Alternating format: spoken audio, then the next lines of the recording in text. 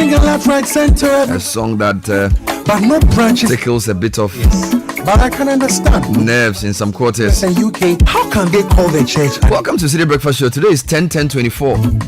The 10th day of the 10th month of the year 2024 of our Lord. Ways to make And you're listening to the Citi Breakfast Show. to make to heaven. All right. Shaman. Serving the city great breakfast.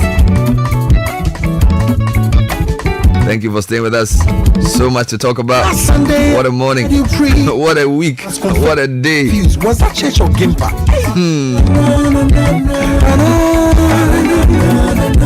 Starting off with Business Sense, brought to you by ADB. The newspaper review is next, or more accurately, the news review. Anymore. Crystal sweet. Say things are not the same anymore. Crystal Don't sweet. forget that Oh. one of the most important things we do as leaders is to bring positive change. Positive change. Not change just for the sake of it, but positive change. Because not every change is great. So some changes in your body weaken you, but some changes in your mind toughen you. We've got to stop watching. So have a proper theology of change. Things are not the same anymore. Sometimes change requires time, effort, patience, and of course,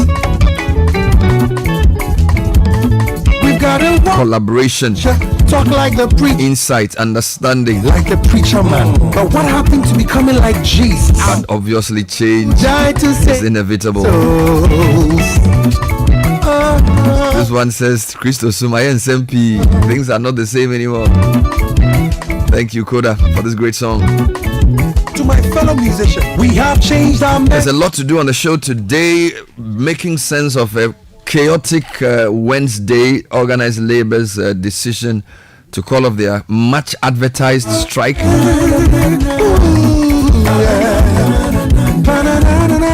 And all of the fallouts from that.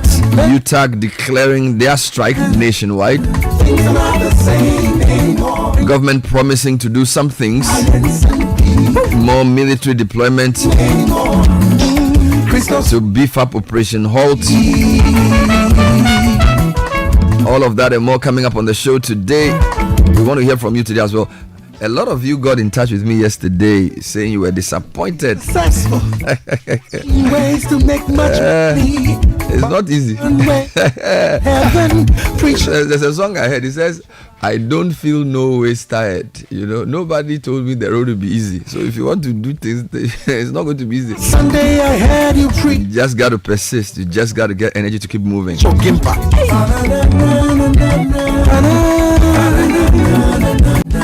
So we're starting off with ADB, who are pledging to make your loan a better deal. Call 0302210210. A longer term of up to 6 years is promised. A better interest rate, all in the interest of resolving your financial issues. Coming up next is the newspaper review. Richard Sky, Godfred Akotoboa, for both in the studio already. Brought to us by Total Energies. We've introduced the new formula, a powerful 3-in-1 action that cleans your engine, extends its life, and lowers your fuel consumption. Dream car. Experience the difference with Total Energies Excellium new formula. Choose Excellium, choose quality.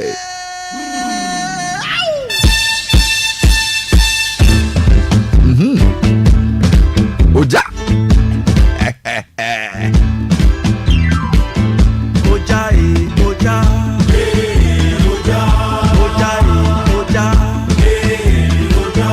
And we're also sponsored by Fidelity. Our purpose is to inspire your success and collaborate with you every step of the way. Every hour, new pages turn. Every day is a new chapter to keep your dreams alive. Today, a tabletop owner. Tomorrow, a shopfront owner. Today, a student. Tomorrow, a bank manager. Today, an apprentice. Tomorrow, a master. Fidelity Bank. Believe with us, a befa. This guy has want to wear black. Yes. They say wear red, you go wear black. No, me, I'm mourning, above the red, because you are doing what? No, some people remove the solid side of the team. We they still carry the narrative. What's the problem? So you are wearing black, not red. Yeah, that's right. Because some people have gone to do something. They have done their own. They have done. They want to spoil the fight for us, but we will not allow it. So We will not allow it. So, but why is your red? Money. Where is your red? No, the red is in the cover for now. This morning, I'm mourning. Yes, I'm mourning properly. You know what? I'm mourning properly. It is when we go off this side of the show that will come back and then show that my eyes are red. Yes, so I'm mourning. But you started Stop Galamsey before TUC came. Oh, that's so true. You shouldn't be worried that TUC. No. You see, I'm not worried for what do you call it? I'm worried for them. You are not worried about them. Yes, I'm worried for them. As you are not laughing at them, you are laughing with them. Yeah, that's right. Because you know, this thing, we have been here for a long time. Yes, yes. We have seen brothers come and go. Yes. And we have seen what brothers and comrades have done in the years past. Solidarity didn't solidarize. Yeah, that's right. That's okay. But we will still keep the darity part of the bargain. So they will take the solidarity. You will take the darity. We will take the darity. It won't be a problem. I didn't know that you could break the word into two lines. I didn't think about it that way. So there's solidarity. Charlie, you have to be careful. Do you now understand why I told you I had lost hope? Oh, don't do that. Oh, don't do that. Don't do that. You also went black. Why you went black? It's money with me. Understand why I told you I have lost hope? You see, if your hope is on a man, then you are a very miserable person. No, not necessarily. You should have hope in what you are doing, not what somebody else. No, I always do. So just do what you do. But I am just reminding you of the conversation we had that day. One thing my boss tells me I like. He says always start with what is in your control. You see, you start with what is in your control. Yes. What somebody else will do is their own thing. You do what you can do. Don't live your life based on what is not in your control. Because otherwise you will lose control. Anyway, Bernard, let me just. No, please, I listen to what I'm saying. Yeah, no, I'm not, Bernard. You always have to. I'm pained. I know. I'm pained. But you have to move. I'm very. But pained. somebody is also encouraged by you. Yes. So why are you pained by somebody? I'm pained, Bernard. Sky has divided the thing and chosen his part. He chose the first part. He chose the first part of the word. And shifted the second part. So that you have to be very careful. All right, so we have a lot. This is what I'm going to say. The papers captured.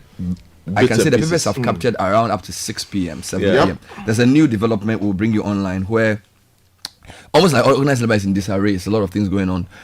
Government has deployed a team. Yeah. So they said they are moving to the rivers, but they won't tell us what where they are alleged. So they are on their way to the. Yeah, they shouldn't tell us to go. Because by the time they announce it, but the people run away. So they shouldn't tell us. In fact, if they go and the people are not there, means somebody blow alarm. Yeah. So they have to catch people and send pictures. No, but the people are amongst them. So whether they are doing their work or not, it's not like you are pretending you are reading in preparation for an exam. Yeah. If the exam come and you go right way, you come back. We will see the result. We will know. So it's the result we will look for. Yes. So whether you are doing the exam or not, is the result. This time, today, I'm standing painting with UTAG. Yeah.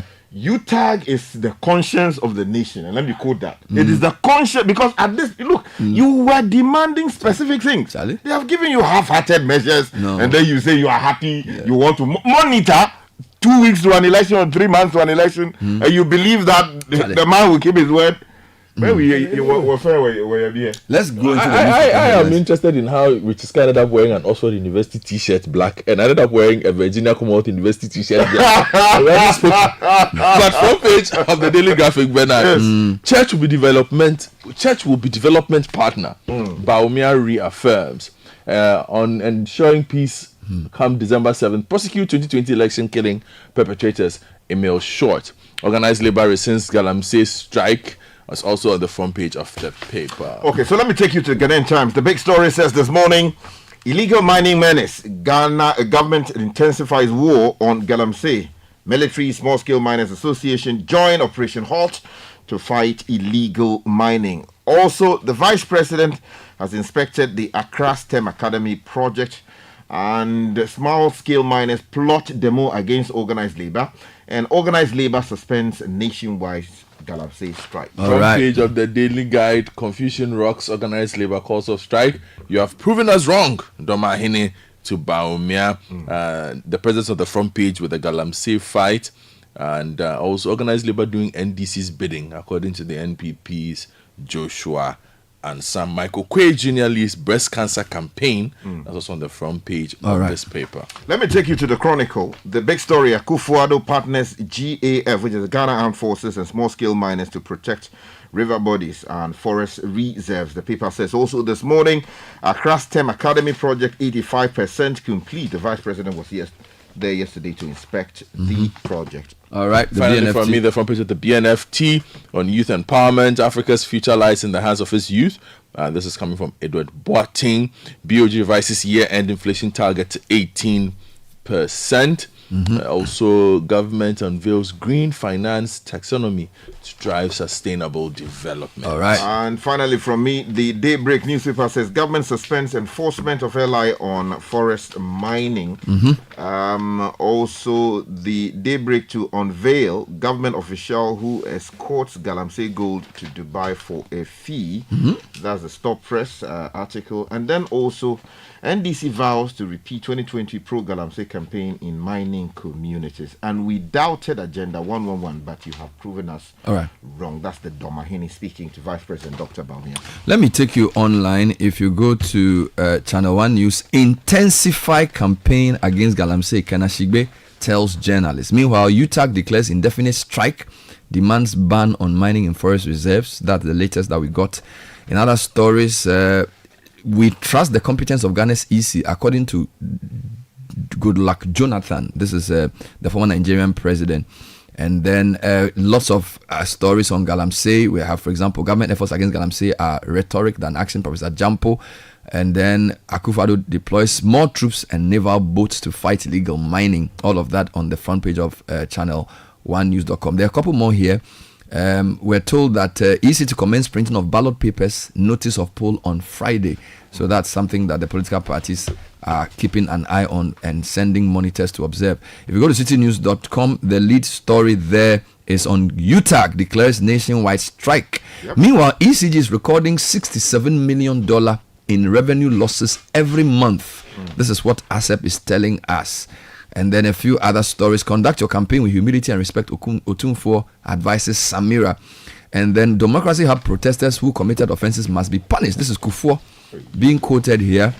And then a few more stories on galamsey. If you go to my journal online as well, UTAG declares nationwide strike indefinite, demands nationwide ban on mining in forest reserves. So as you said, UTAG is really not happy. And then as we've read already, Kufuor is being quoted, Democracy Hub protesters who broke the law must be punished. Akufo-Addo orders more troops to fight galamsey. And then we are told as well, wear red on Thursday to show your revulsion for galamsey. Kanashigbe is urging all and sundry. Let me take you global. The big story, huge hurricane. It makes a Florida landfall. We are told there are life-threatening storms emerging in that part of US. And then do you know Ratan Tata, Indian tycoon, dies aged 86. Yes.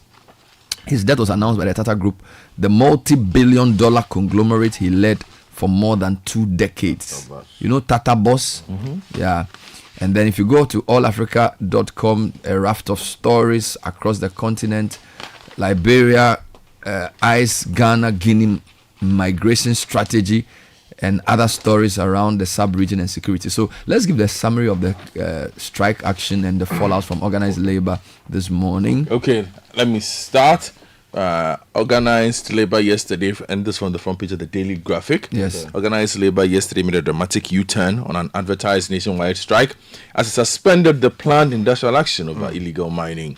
The strike, intended to have started today, was to impress on the government to take immediate and drastic actions to stop the wanton destruction of the environment, including the pollution of water bodies, in the name of small-scale mining and revocation of the legislative instrument 2462, which allows mining in forest reserves. Months before the intended strike was called off, President Nana Addo Dankwa Akufo-Addo reaffirmed his commitment to the fight against legal mining by directing the deployment of additional military forces to intensify the ongoing operation halt to curb illegal mining activities. So that's a news conference in Accra yesterday, organized labor said they had taken into consideration the efforts by government to address concerns raised by labor unions in relation to the illegal mining menace, commonly called galamsey in local circles. And so the late cancellation of the advertised strike, organized labor appeared sharply divided on the matter, while some of the labor unions and trade associations directed their members to proceed with the intended industrial action. Others asked their members to remain at post and continue to deliver services to the public.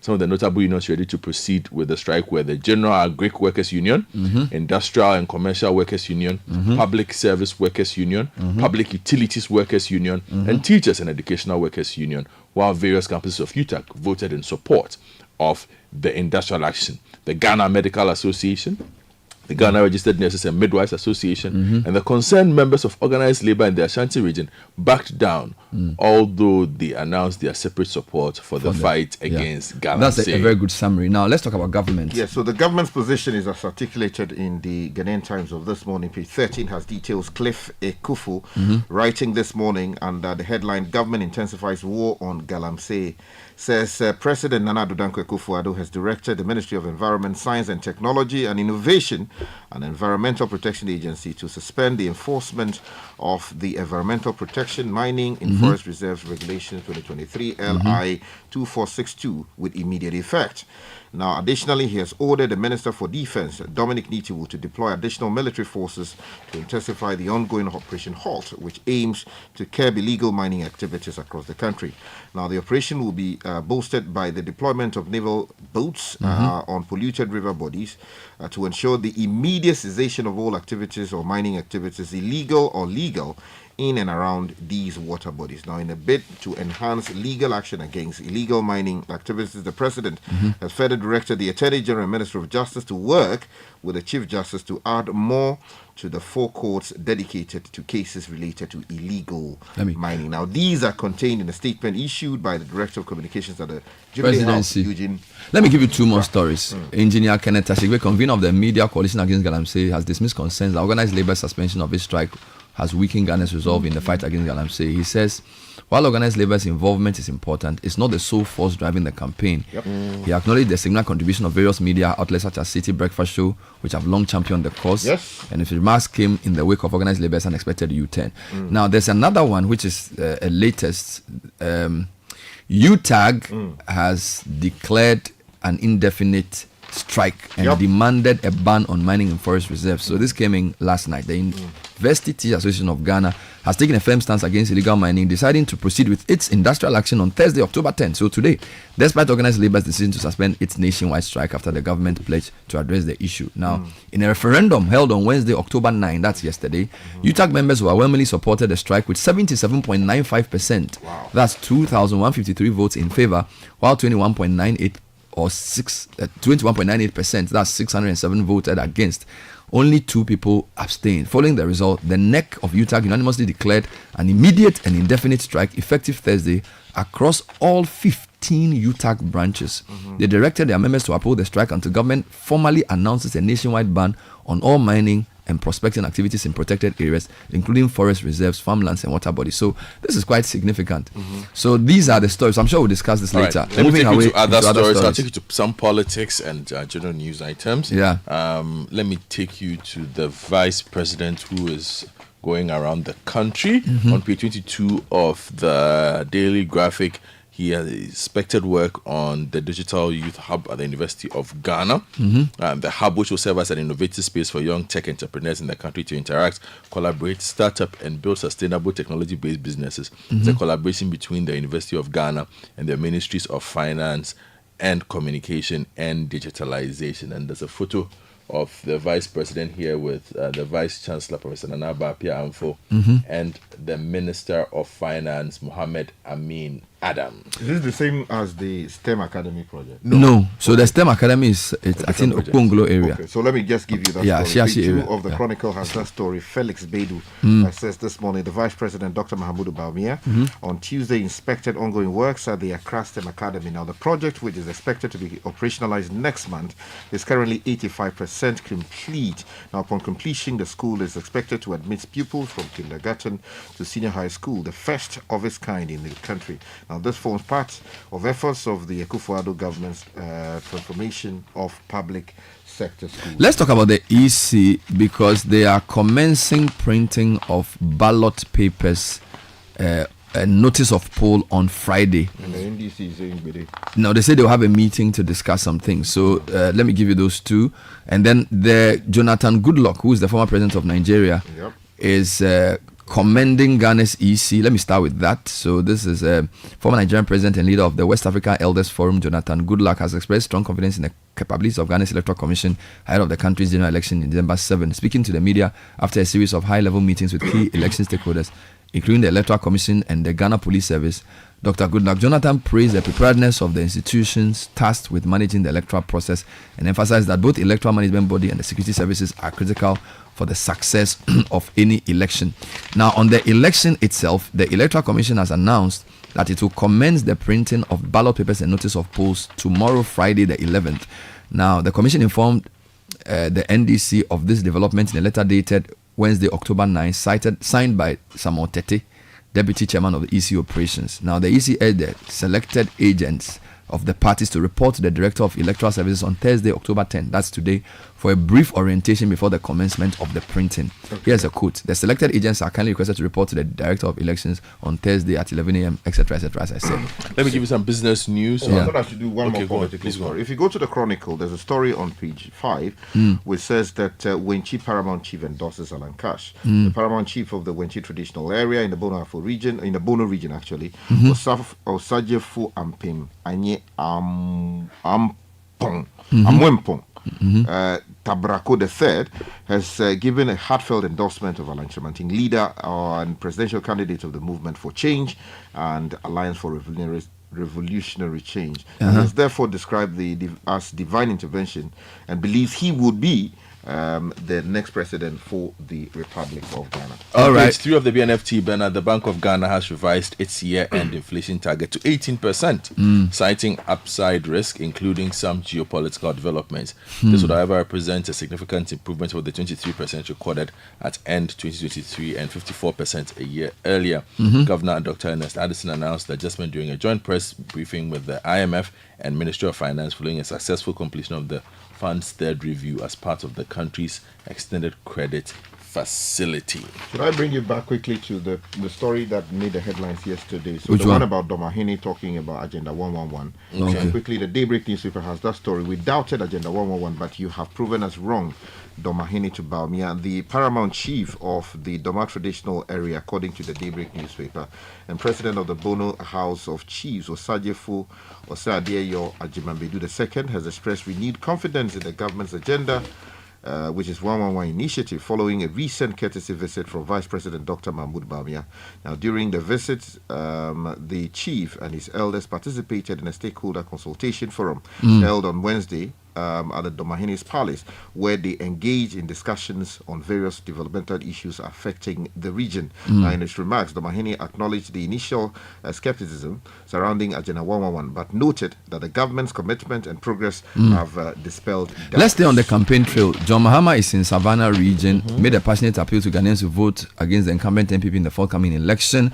According to him, the government and the leadership of Akufo-Addo had mismanaged the economy and brought about widespread economic hardship, leaving Ghanaians in a state of financial distress. Now, he was speaking at a political rally in the Savannah region as part of his nationwide campaign tour aimed at engaging voters and presenting NDC's ideas and vision. He criticized the government, accusing MPP of economic incompetence and lack of accountability. His running mate has also been speaking, and she's urging voters to choose experience over experiment. Vice President candidate of the NDC, Professor Jenan Opoku-Agyemang, has called on Ghanaians to prioritize experience over experimentation. Speaking to market women at Koforidua Central Market on Wednesday during a campaign tour of the Eastern region, Professor Opoku-Agyemang stressed that Ghana was at a critical juncture, noted that it takes seasoned leadership and the vision of Mr. Mahama to steer the country through its current challenges and bring about the needed transformation. Let me give you two quick sports stories, but not on the back page of the Daily Graphic. Otoado confident of Black Stars victory. Yeah. And there's a photo of a rather confident looking Kwesi Appiah on the back page of the paper. Ghana's Black Stars, sorry, by Prince Donu Leku, Ghana's Black Stars face a critical test in their quest to secure qualification for the 2025 AFCON in Morocco as they lock horns with Sudan in a Group F double-header starting this afternoon at the Accra Sports Stadium. Currently, the national team's performance in the qualifiers has been underwhelming, with only 1 point from a possible 6 at this round. That includes a shock 0-1 home defeat to Angola, an unconvincing 1-1 draw against Niger. As the Black Stars languish in third place behind group leaders Angola and Sudan, today's match is a must-win if they are to revive their AFCON campaign. So was it yesterday that Kurt was firing on all cylinders? Yes.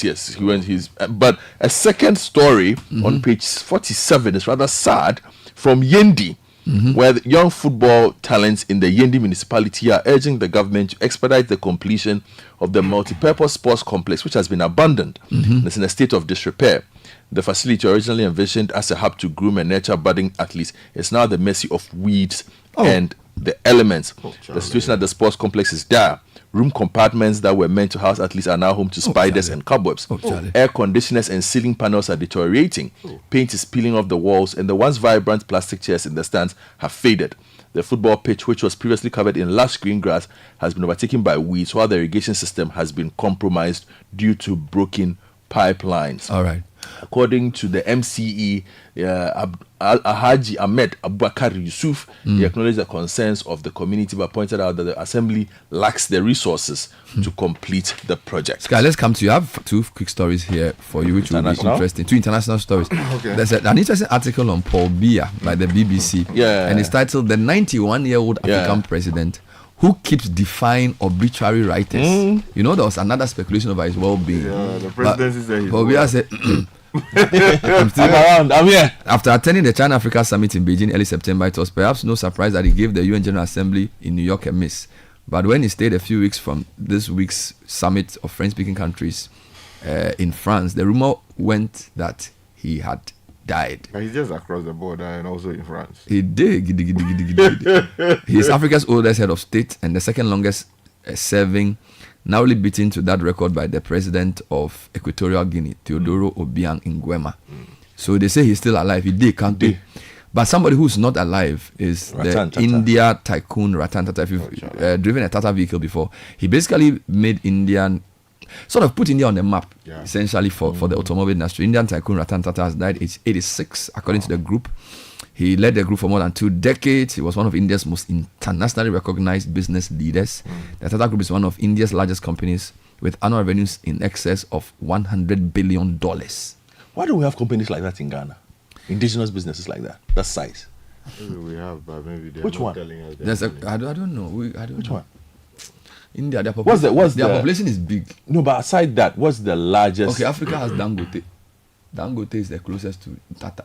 Yeah, I'm just saying, like, I'm looking at even Ghana specific. Who's the biggest industrialist in this country? Ghana is not big. Big industrial. Ghana is not that big. Ibrahim Mahama is a big. Yeah, but do you know that the $100 million that is Tata's turnover is more than Ghana's GDP? Yeah.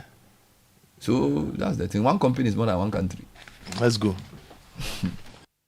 Oh, jump on now. Go. Google me. At what time when you come back, we are not hear the sound of your car? Why you buy new car? No, I not change my car. It be the same, right? It be the fuel way I change. Way one shouts it. Ever since I started using the all-new Excellium Premium Fuel, fortified with 3-in-1 action. Oh, Joe, now my car they run like electric car. No, it's so. This is the type of fuel where they want to. Cause now engine they cost. Where they want for way if I buy it, go protect my engine. And with the small way I buy, I go drive, sir. Absolutely. It's like strapping a turbocharger to your engine and giving it a protector. And what they bust my mind self be the 3-in-1 action, no? Excellium they prevent up to 99% of deposit. It be anti-wear, some be anti-corrosion. Won't pay when I open there. Hey, so where can I find this magical fuel? Just head over to any Total Energy service station and your car will thank you. Hey, then make a finish my gobe fast, then rush go Total Energies. My friend, but why you hand my gobe inside? I give you info. Make a fill the gobe too small. Go. Excellium is designed to protect your car engine, decrease fuel consumption, and lower CO2 emissions. Don't say fuel, say Excellium. Choose Excellium, choose quality. Charlie, today the matter will catch me. I received urgent order from my online store. Customer wants 10 pieces sharp. But my wahala be delivery. Stress so me too. I no get order in weeks. So then I make slow. Charlie, I decide to deliver this thing myself. Why? I was willing to trust my small tired car like that. But boy, I no even leave my area where the whole place full of snow. Engine kaput, Pascal. As the boys, they helped me push the car off the road. Where I look up and raise my head. Where I see for Fidelity Bank billboard top. This too just be chapter. Ebefa. Then Norma Vim come. Listen, I dog the sadness and find Okada fast. I deliver all the goods, collected my money, and even got referrals from this customer. Ebefa. At Fidelity Bank, we believe you can achieve your dreams. Believe with us. Ebefa.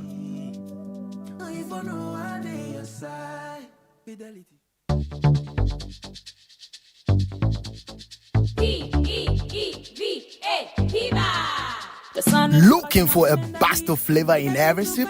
Discover the refreshing taste of Piva beverages. Enjoy the classic Piva Cola flavor, perfect fit anytime. How about a fruity adventure? Try our delightful Piva orange fruit drink packed with recognized citrus flavor. Craving something exotic? Our Piva cocktail fruit drink brings the tropics to you. For a sweet and juicy treat, grab our grapefruit drink and don't miss out on the refreshing Piva Tangerine fruit drink, bursting with tangerine flavor. Piva Cola, Piva Orange, Piva Cocktail, Piva Grape, Piva Tangerine. Grab yours today. Available now at your local store. Call us on 055-00-322-31. Piva, a taste you'd love. This advert is FDA approved. P for Piva. This is the Citi Breakfast Show, the city's biggest conversation. City Business News with MTN, Goyle and Access Bank. Ilati is in a Stop Galamsey Now t-shirt. Indeed. It's very important. What's in the news? Well, coming up this morning, threat of economic shutdown averted following suspension of organized labor strike over destructive illegal mining activities. Also, government expected to later today begin the distribution of food grants as relief to farmers hit by recent dry spells.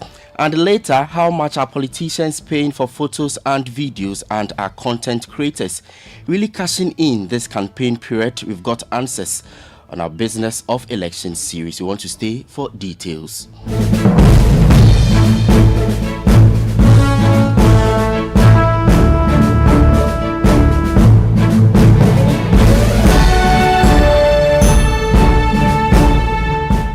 Thanks for joining us this Thursday morning. This is the breakfast edition of Citi Business News, proudly brought to you by MTN, Goyle and Access Bank. My name is Ni Lati. Details now.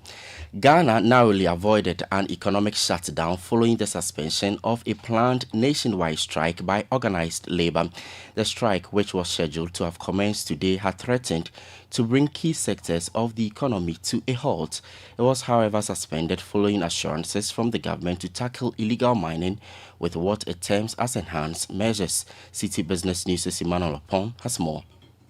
As the strike proceeded, market watchers warned of severe economic repercussions with potential disruptions to public services, transport and vital industries such as trade, healthcare and energy. These sectors are critical as Ghana races against time to meet its revenue targets under the current IMF program. When organized labor strikes, tax revenue generation is immediately affected, particularly from small and medium-sized enterprises. Ghana's fiscal challenges remain a concern as the government struggles to raise revenues amid rising inflation and high public debt. The IMF's economic support program requires Ghana to implement strict measures to restore macroeconomic stability, making the stakes even higher in the event of such industrial actions. A prolonged strike could have jeopardized essential revenue flows and stalled key reforms needed to meet IMF benchmarks. For now, the suspension provides a temporary reprieve for the economy, but fiscal pressures continue to mount as the government looks to balance the demands of organized labor with the need for economic reforms. That report was put together by Citi Business News' Emmanuel Opon. Now, the government is expected to commence the distribution of food grants from today, October 10, to more than 800,000 farmers affected by the dry spell in the northern and middle belt of the country.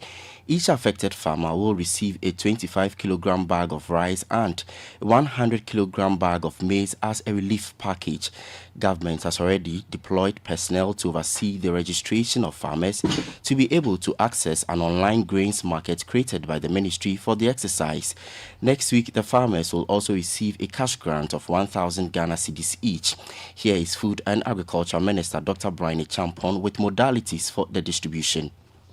For transparency and accountability of all transactions, input distribution and food distribution will be performed on the Ghana Agriculture and Agribusiness platform. This means to qualify as a beneficiary, you must be a farmer, and both you and your farm must be fully registered on the Ghana Agriculture and Agribusiness platform. You don't register your farm or a piece of land tomorrow and say you're a farmer, you are going to receive grants. No, that is not how it works. You must be a farmer in the 8 northern regions. The extension officers must validate that indeed you have suffered a loss through the dry spell before you will be a beneficiary of this. Dr. Brian Champon is Minister for Food and Agriculture. The Public Administration and State Interest Committee of Parliament has expressed concern over Newmont Corporation's decision to sell its Achem operations to a Chinese mining firm. Chair of the committee, Dr. Kwabena Donko, says the government must ensure that local firms have the opportunity to secure a major stake in the deal. Newmont's sale of its Achem operations is under a definitive agreement for cash consideration of up to $1 billion. This was an excellent opportunity for Ghanaian and Ghanaian companies to take a major stake in this mine, if not 100% stake, a major stake. Unfortunately, this has not happened, and I want to call on the government to take a second look. It is not too late in the day because Newmont is already enjoying privileges that other mines do not enjoy. And therefore, if they are letting go of one of their mines, we've had to forgo as a result of the Newmont agreement, their halfway agreement. Dr. Kwabena Donko chairs Parliament's Public Administration and State Interest Committee. Now, in the third of our series on the business of elections, we take a look at the cost of photography and videography for political parties. Photographers and videographers in Ghana are capitalizing on the heightened demand as the campaign season builds up. But how much are politicians spending on such services just to get their messages across on traditional and social media? Citi Business News' Daniel Sakiti has the rest of the story. There has been a noticeable surge in the demand for the services of videographers and photographers as the electioneering period intensifies. Both the New Patriotic Party and the National Democratic Congress, the two main political parties contesting the elections, are capitalizing on the power of visual storytelling to enhance their campaigns, particularly through social media. But what is the cost component in contracting the services of photographers and videographers for their campaign trails? In interviews with several professionals, they shared their insights into their charges when contracted for political campaigns. Many noted that the cost of their services has risen significantly in election years due to increased demand, the location of events, the high cost of equipment owing to cedi depreciation, and the growing importance of professional imagery in politics. According to them, a day's work can cost up to 8,000 Ghana cedis depending on the scope of assignment and the hours required. Chief Executive Officer of Verve Studio, Mark Bernard Atpadby, spoke to CNL Business, drawing a comparative analysis of previous election rates and current prices. If you are to contact me for a day like coverage, okay, we are looking at around 7,000 to 8,000, and that's for just photography.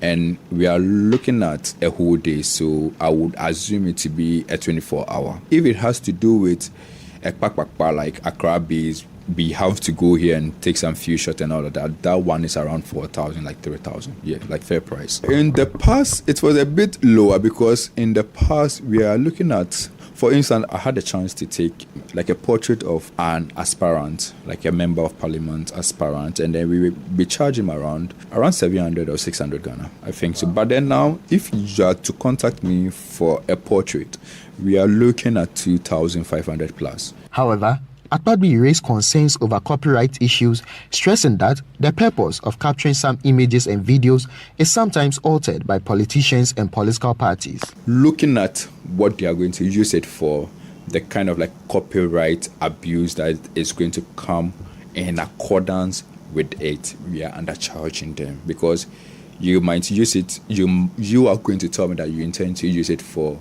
a flyer, for like a billboard. Now I see you using it for T-shirt. That is a breach of contract. Corporate photographer with Excel Studio, Michael Tetedoku, shares similar sentiments. He adds that potential damage to equipment plays a key role in determining quoted prices for clients. Rallies, we get security issues where there are conflicts and sometimes disagreements going on and all that. Like the whole place is jammy and all that, yes. So all those counts in our pricing as well, yes, for us to be able to cater in case of any damages or something.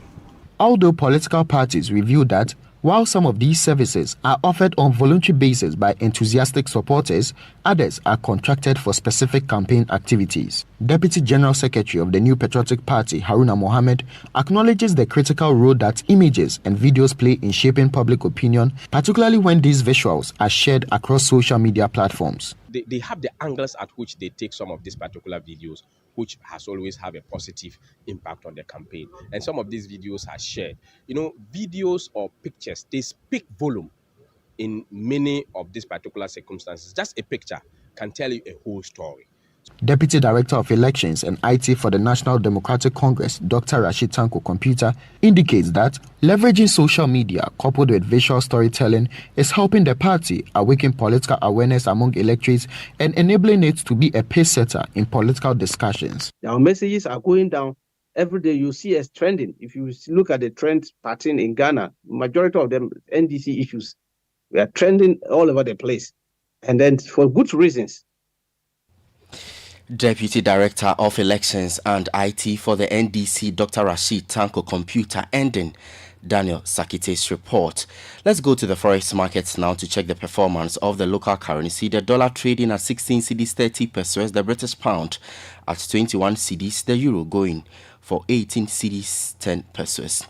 And that's it for the breakfast edition of Citi Business News, proudly brought to you by MTN, Goyle and Access Bank. Join us at 1 p.m. for the afternoon's edition of Citi Business News, and later at 8:50 p.m. on Channel 1 TV for CNR Business. But for now, you can visit our website, citynewsroom.com/business for more on our top stories. My name is Ni Latte, and I wish you a good business day. The other day, I visited Kweku at his spunky new office to congratulate him on opening his business. And man, was I impressed. The business is just moving quick. The sales, customers, everything is just working seamlessly. The secret? He said, it's MTN Business Broadband. In this fast-paced environment, we need fast and reliable internet to support all business types. No laggy online meetings, great download and upload speeds, impeccable business management systems, all inclusive. I mean, you can have it all. Sharp! I signed on immediately. To enable your business stay ahead and stay connected, make sure you're signed on to the best internet made just for businesses. MTN Business Broadband. Sign up today on broadband.mtn.com.gh and manage your account on my MTN app. Call 0244 308 111 for more information. We are good together everywhere you go.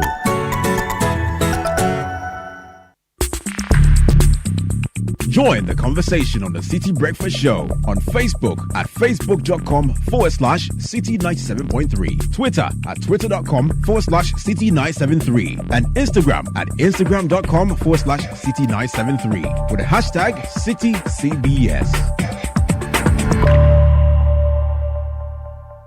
We understand the excitement and preparations that comes when your child gains admission into senior high school. But we at the Agricultural Development Bank, ADB PLC, also understand the financial burden this comes with. The chop box, trunk, school mattress, you name it. That's why we have partnered with Prospectus Ghana Limited to offer financial support for parents by introducing the ADB Quick Purchase. With a smart loan of up to 20,000 Ghana cedis, you can pick up all the items on your child's prospectus for school. ADB PLC offers you a repayment plan of 12 months to relieve you of all that heavy financial burden. Every ADB customer who receives their salaries through the bank, military and police personnel, and all other workers on the Controller and Accountant General's payroll qualify for this facility. Walk into any ADB branch nationwide or any Prospectus Ghana Limited office near you to apply for the ADB Quick Purchase.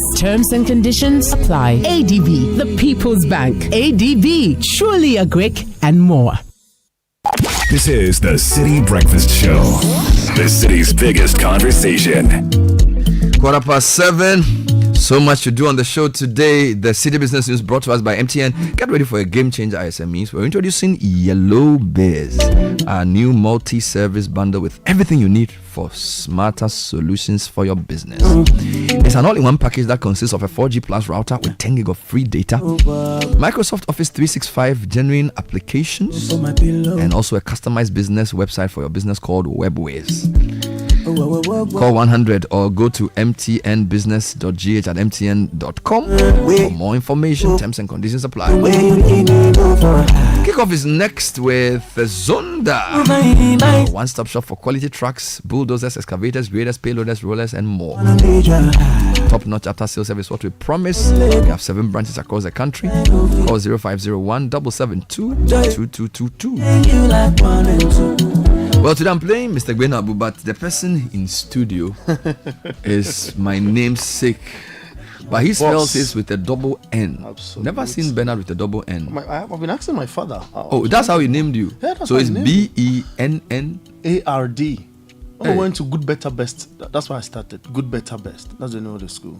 Where is that school? In Williamburg. Good Better Best. May I never rest. That's it. My good is better. That's it. And my better best. Absolutely. So that's the school you went to? Yeah, I started. It's a private school? Yeah, it's a private school. So he said your name is BENNARD. Hey, is it still alive? Yeah, my dad is still alive. You ask him where from the Bernard. Yeah. I've been trying to find out. He says that's how he wants to spell it. That's how he wants to spell it. Yeah, that's how he pronounce it. So we can call you Bernard. Absolutely. Yeah. How are the people in your village?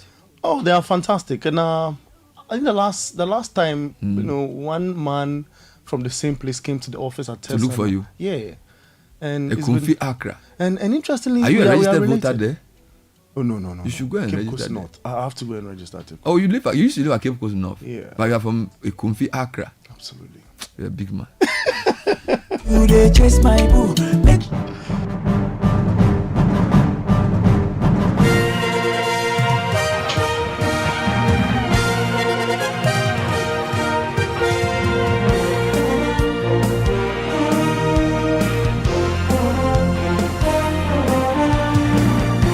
Banana Beko Ochu here. Welcome aboard, everyone, to Kickoff on 97.3 City FM. We are proudly powered by Shell, Leshell, Zonda GH, and Polytang Ghana. Papa Nuni. Coming up in the next 10 minutes. And even sometimes during the game, things can go bad. Let's say the first half against Central African Republic, we were 2-1 down. And Kumasi was still supporting us. And this is what I hope, because we need the support. We have a lot of young players. And we need the support, the full support of the whole Ghana to win this match. It's the Black Stars of Ghana taking on Sudan today in the 2025 AFCON qualifier. More from Ghana's head coach Otoado and Sudan's assistant Ignatius Osefosu coming up shortly. All of that. Plus, we take you through the matches coming up in the AFCON qualifier, the Nations League, and the South American qualifiers.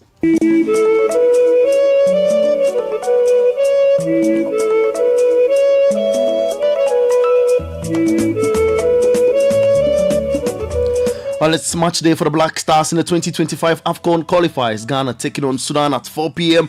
at the Accra Sports Stadium. Coach Otoado spoke to the press yesterday, discussing several important topics following the game. One notable subject was Kets Edwin Simeon Kraku, who is the president of the Ghana Football Association's speech to the players, which gained widespread attention from a video of it that went viral. According to Coach Otoado, the sharp remarks aimed at the Black Stars players are positive. I think this is like the first time maybe it was recorded, but you know, in this job, pressure is one of the principles. You know, it's not a new situation for me. So it was the same when, let's say, I came here the first time and we played against Nigeria. So the president had a talk because it was a crucial situation if we could qualify for the World Cup or not. The same thing happened when we played before Mali. You know, so sometimes it's good, and I understand the situation is very, very crucial.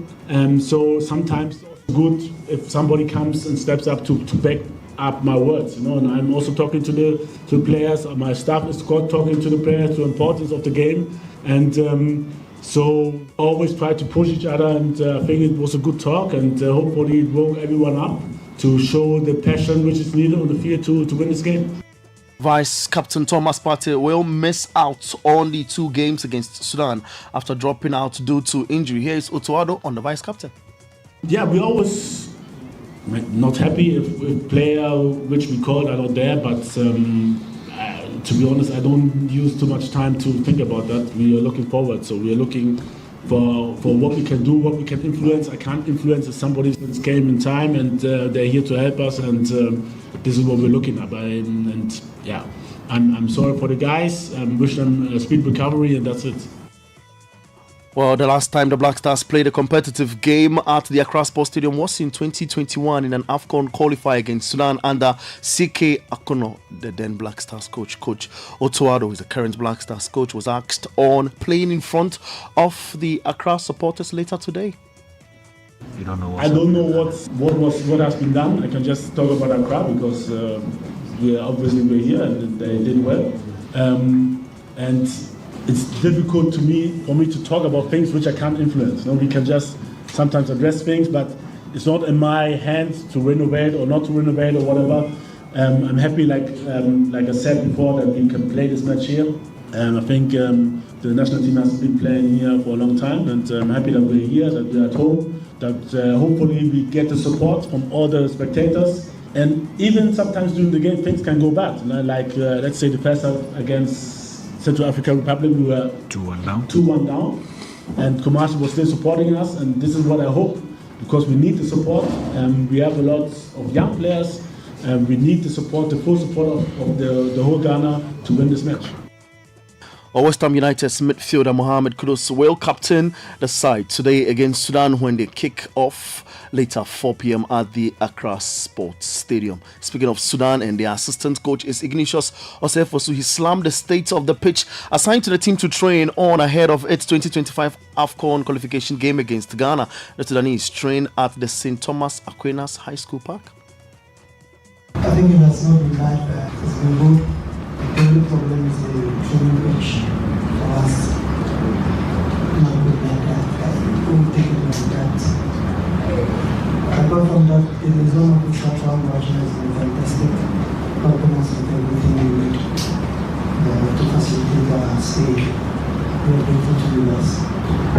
Mainly, we play mainly on a street, so we have the firm belief that we are going to have some a training facility that will mimic the one at the Accra Sports Stadium. We have not been at the Accra Sports Stadium yet, so we don't know how the pitch looks like.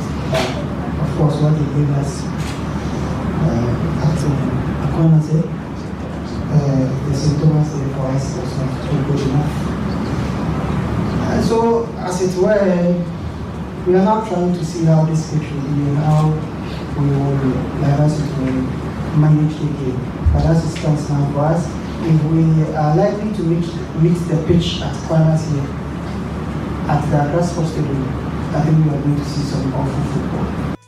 And it is on today. Ghana up against Sudan at the Accra Sports Stadium. 4 p.m. is the kickoff time. Do join us at 3 p.m. for analysis and live radio commentary on 97.3 Citi FM to some other matches from the AFCON qualifiers. And Namibia face Zimbabwe at 1 p.m. Cape Verde up against Botswana at 4 p.m. DR Congo versus Tanzania at 4 p.m. Algeria will take on Togo later at 7 p.m. And Burkina Faso up against Burundi also kicking off at 7 p.m. Let's now talk about the league of our roots, the Ghana Premier League. Some outstanding games yesterday in Swatraman played out a goalless draw against Brecum Chelsea. Mediama SC and Samatex also played a goalless draw at the TNA Stadium. To Europe now, and we have some matches from the Nations League also coming up today. In League A, as Israel up against France. Time is 6:45 p.m. Italy up against Belgium, same time, 6:45 p.m. In League B is England versus France, and Norway up against Slovenia. To some bit of a sad news, and Sheffield, that's a former Sheffield United defender, George Baddock, has died at the age of 31. The England-born Greece international was found dead in the swimming pool of his house in southern Athens. Police attempted to resuscitate Baddock, but he was unable to stay revived, and medical emergency units confirmed later his death. Reuters news agency also reported citing a police official. Well, away from there, England forward Noni Madueke has said the sky is the limit for Chelsea and England. Cole Palmer, after a sensational last 12 months for the club and country. Palmer, who was named England's Men's Player of the Year last night, has risen to stardom since joining Chelsea from Manchester City on deadline day last summer for £35 million.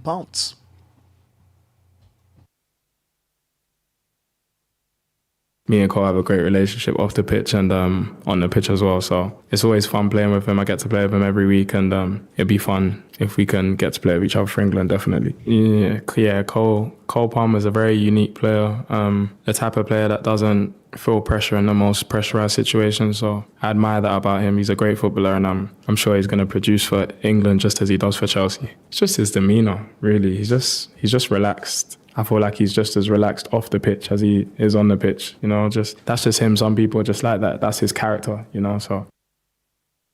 Well, away from there, Liverpool goalkeeper Alisson is expected to be out until at least mid-November with a hamstring injury. The Brazil international was hit in the 1-0 win at Crystal Palace on Saturday and was replaced by Vyacheslav Verots after 79 minutes. Liverpool do not expect Alisson to be back before the next international break, which takes place between November 11 and 19, following a round of league games for the South American qualifiers. Bolivia up against Colombia at 8 p.m. Ecuador versus Paraguay at 9 p.m. Venezuela take on Argentina at 9 p.m. And that's all for sports. You'll kindly head to citisportsonline.com. On X, we are at Citi Sports GNHA. Do join us later at 3 p.m. for the build-up of Ghana up against Sudan. Many thanks to Shell, Lesheho, Zonda GH, Politan Ghana, Papa Nunye. I am Bernard Abeku. Sports is life. Get involved.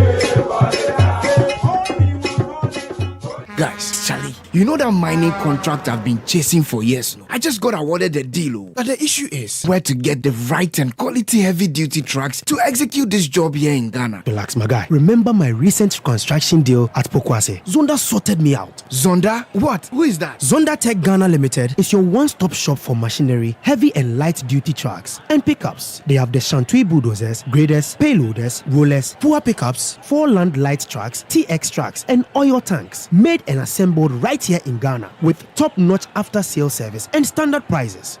Made in Ghana. This is amazing. You haven't seen my Zonda Power pickup, which I take to the office. Strong, durable, and tough on our roads. Hey, that's from Zonda too? Absolutely. Zonda is the right place for you, my guy. Oh, now I am sorted with Zonda. Zonda Tech Ghana Limited, your solution for heavy and light-duty trucks. Located at Tema, off their Flower Road. Call 0501-772-222 or 0501-773-333. Zonda, built in Ghana, building Ghana. Hey, well, yo, I did tire for Abu Chef. See, everything I do, Abu won't do some. Last year, I bought a cattle farm in Yanton. I see you go buy a farm next to mine. I marry Fauzia. No, he marries Fauzia's sister. I buy my motorbike. I see, no, he go buy motorbike too. Hey, but you don't see, since you buy your bike, he has bought 4 motorbikes, which have all broken down. You know they maintain bikes at all. His problem be say he dey put wrong lubricant for his bike inside. The correct motorbike oil where if you put inside be Shell Advanced Lubricant. Shell Advanced Lubricant be the only motorbike oil where they make them for motorbike to protect engine, clutch and brake. Where no. Wait me, wallahi, I no go tell him. Shell. Hey, well, but wait, where you go? If you don't go tell Abu, me I go tell him say make you use Shell Advanced Lubricant for him bike. Hey, visit any Shell station or distributor today to get your Shell Advanced Lubricant for your motorbike. Shell Advance, complete protection for your bike. In a world where only the best survives, you need a fuel that can match your drive. A fuel with unparalleled protection for your engine, superior efficiency, and unrivaled performance. A fuel so unbeatable, when you get behind the wheel, you'll focus on what really matters. The journey ahead. That fuel is Shell V-Power, because no other fuel gives your engine better protection, better efficiency, and better performance. Be unbeatable. Drive unbeatable. Shell V-Power. Shell, go well.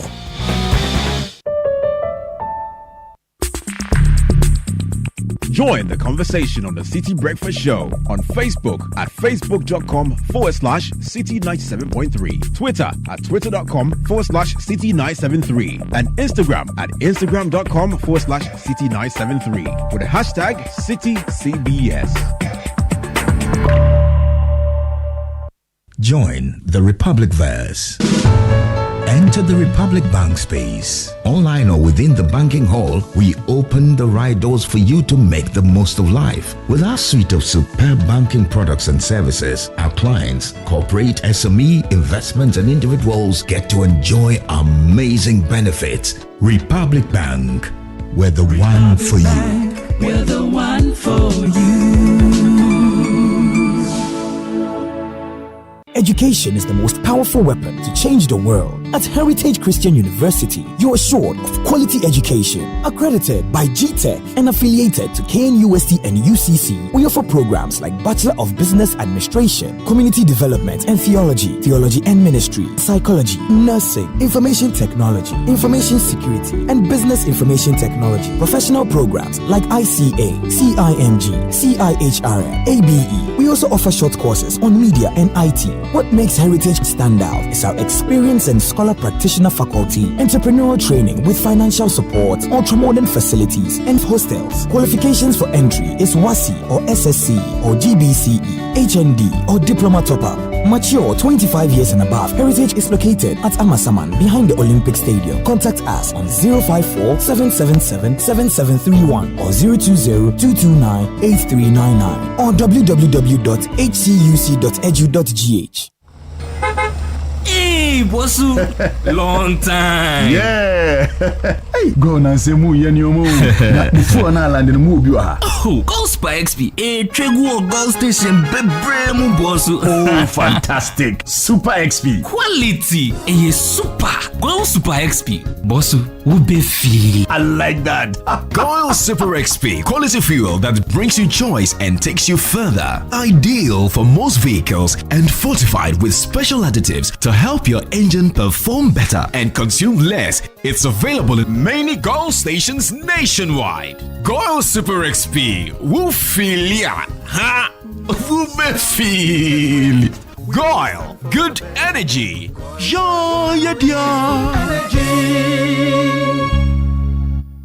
Dear business owner, congrats on not giving up on your business. You deserve a medal, and your business deserves to be taken to the next level. In fact, it's about time you run a Zenith Bank SME account so you and your business can enjoy the perks of the Zenith SME business card. Oga and Oga Madam status.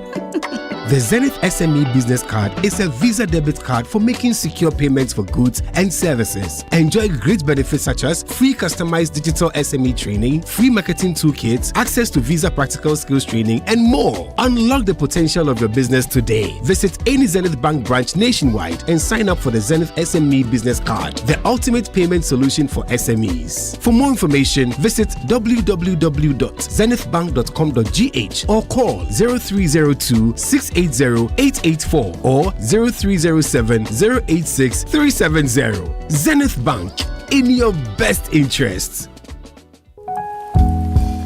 Just like my mother taught me, I'm teaching you too. These are recipes that have been in our family for generations. Aku, this here is Masim rice. Mama, did your mother also use Masim rice? No, my dear. This one is a new tradition. Just me and you. Oh, and it's delicious too. Masim rice is grown and packaged right here in Ghana. Uses less water and is tasty from the first mouthful to the last. Look out for Masim rice in markets and supermarkets all over Ghana. Masim means tasty.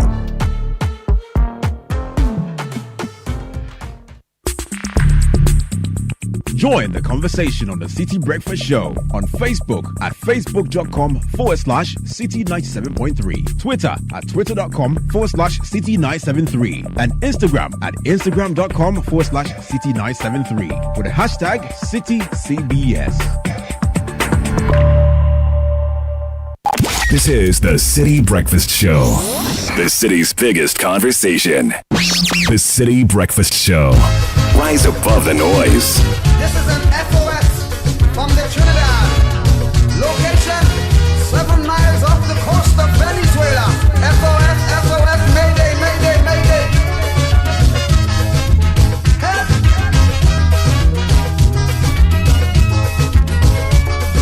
Help!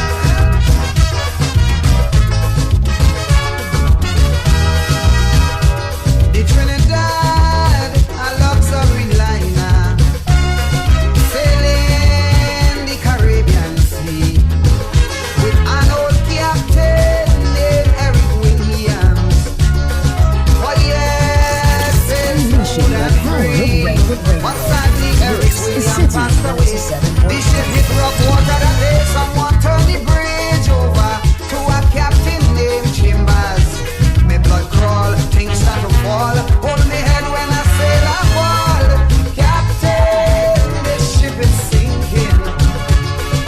Captain, the seas are rough. Oh yes, we gas tank almost empty, no electricity. We oil pressure reading low. Shall we abandon ship or shall we stay on it and perish slow? We don't know. We don't know. Captain, you tell me what to do. Whoa, whoa.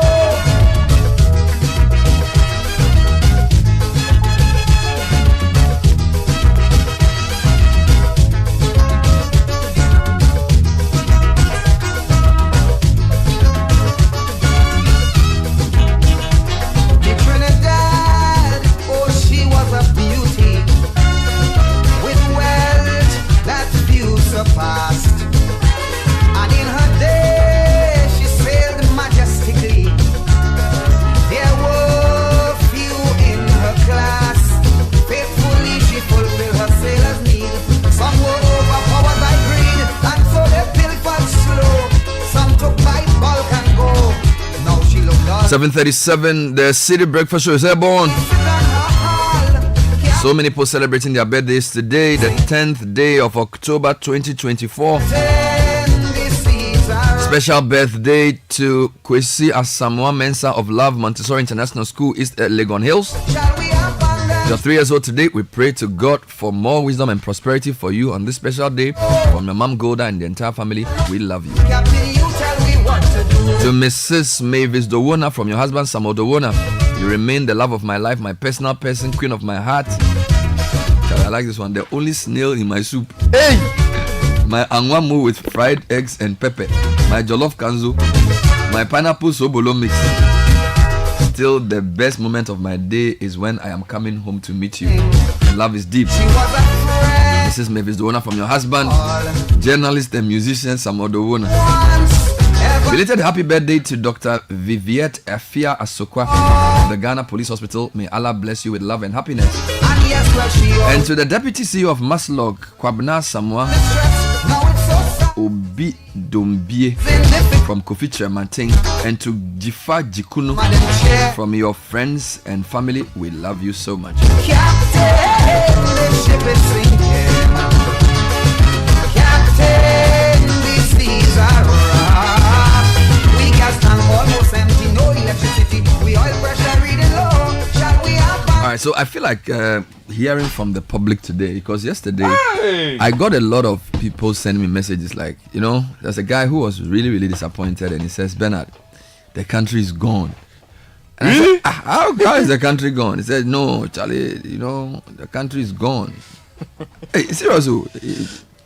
He says, Ghana is done. It's not every man for himself.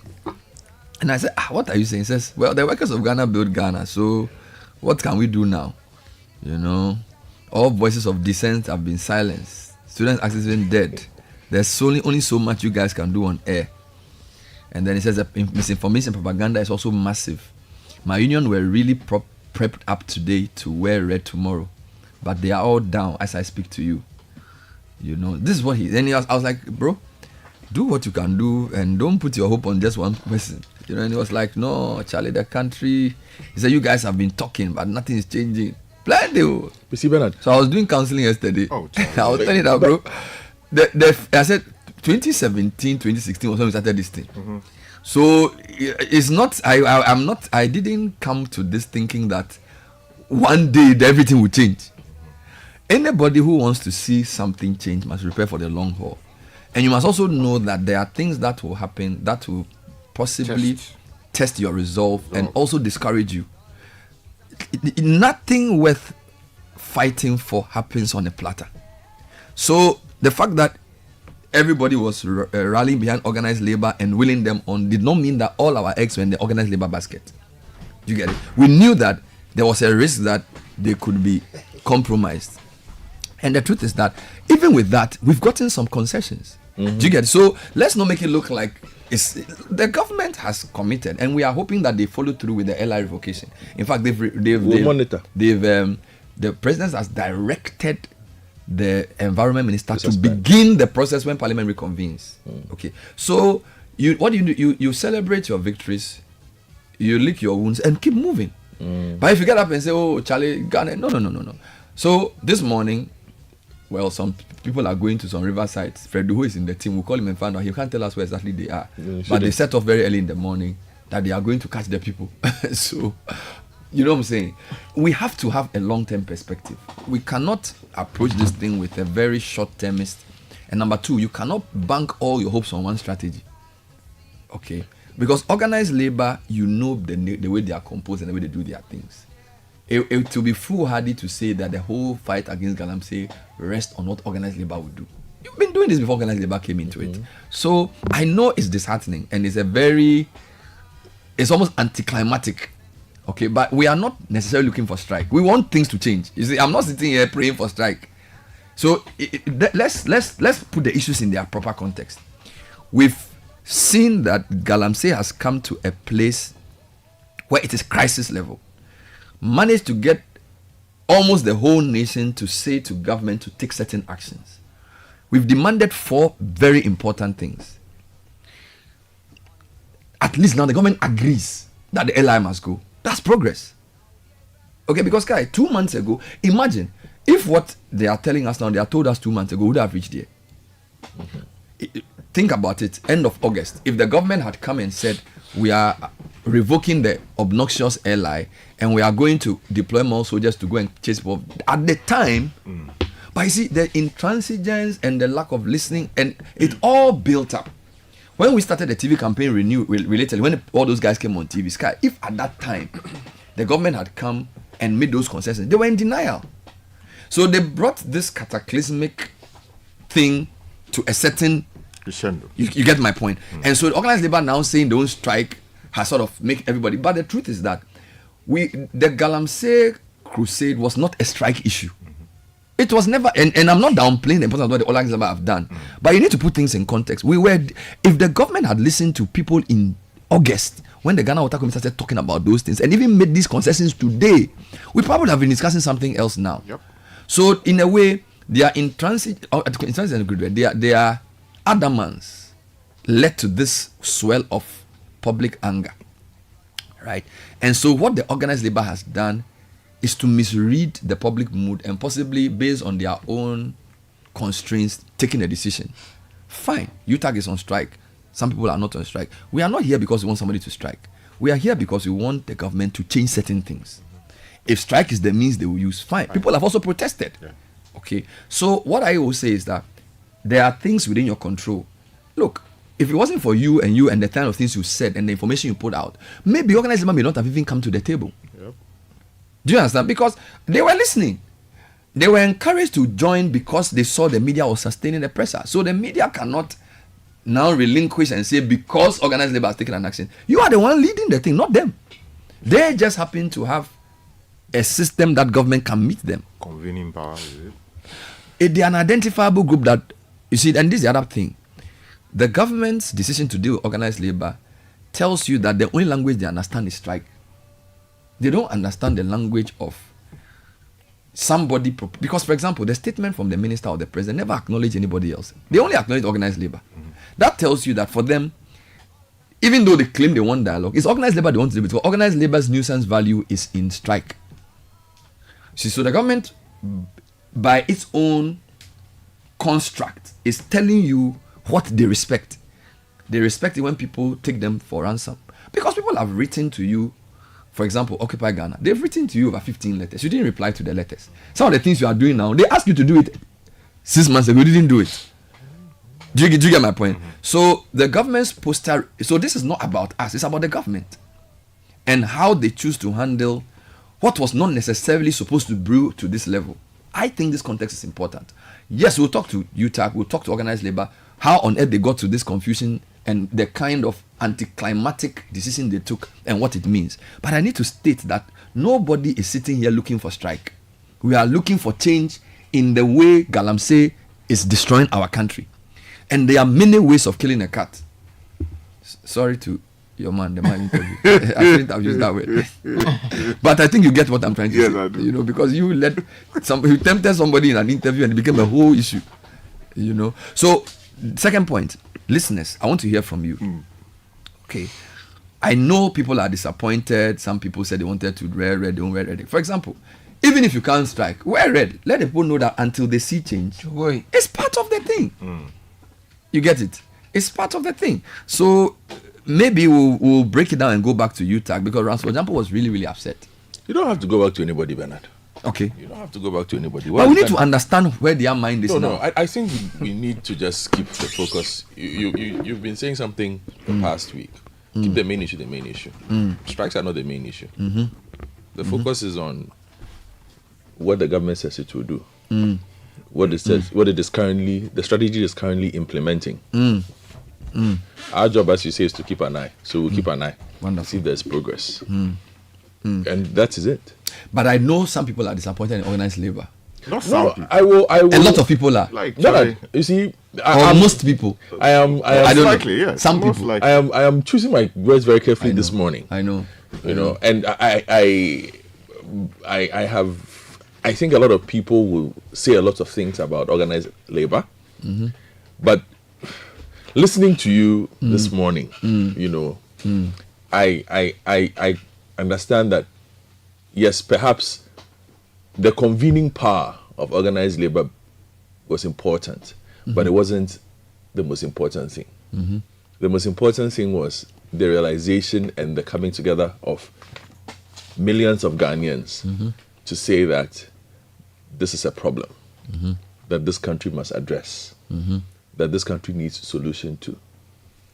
And so find a way. What worries me is the fact that, and you just made that point as well,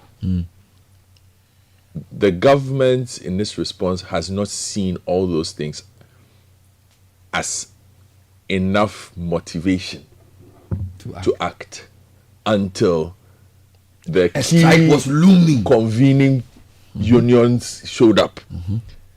So how then are we to be convinced that the government will actually see this through without the threat of strike? Without the threat of strike. Very see, important. because whatever is going to happen, or whatever is happening today across the country, we've seen it before. This is an extension of Operation Halt, as they say.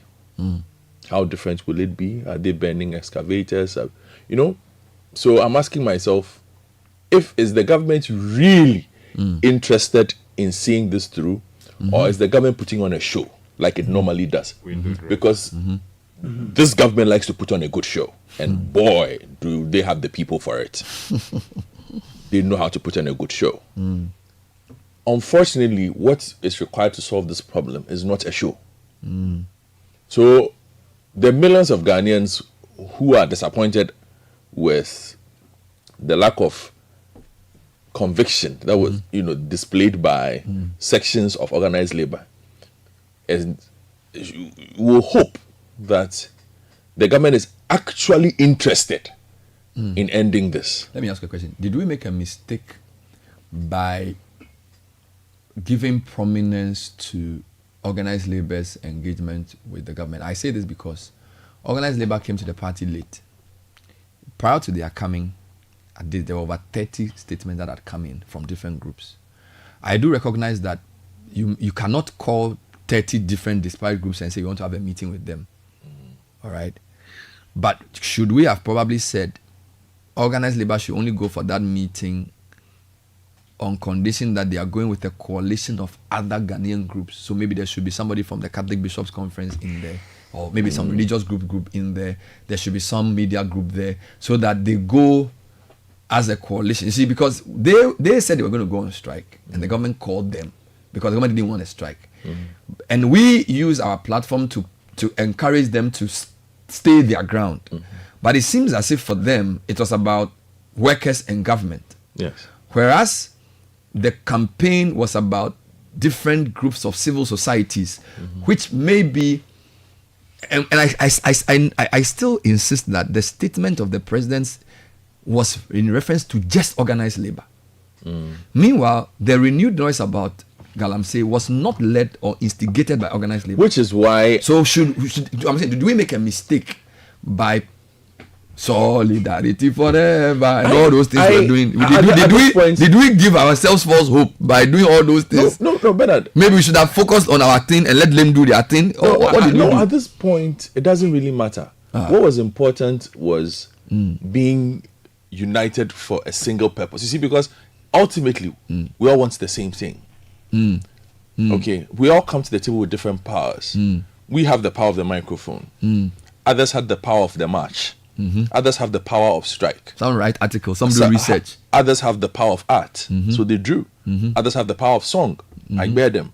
He gave us a song for it. That is how different people have contributed to this, all in a bid to get one thing: action.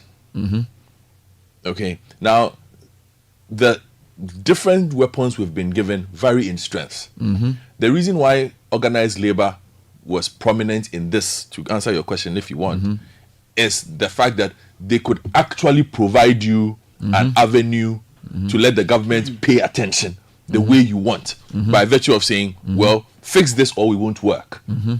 And the government did not want that. Outside of that, this has been going on for years. The government has not listened to anybody.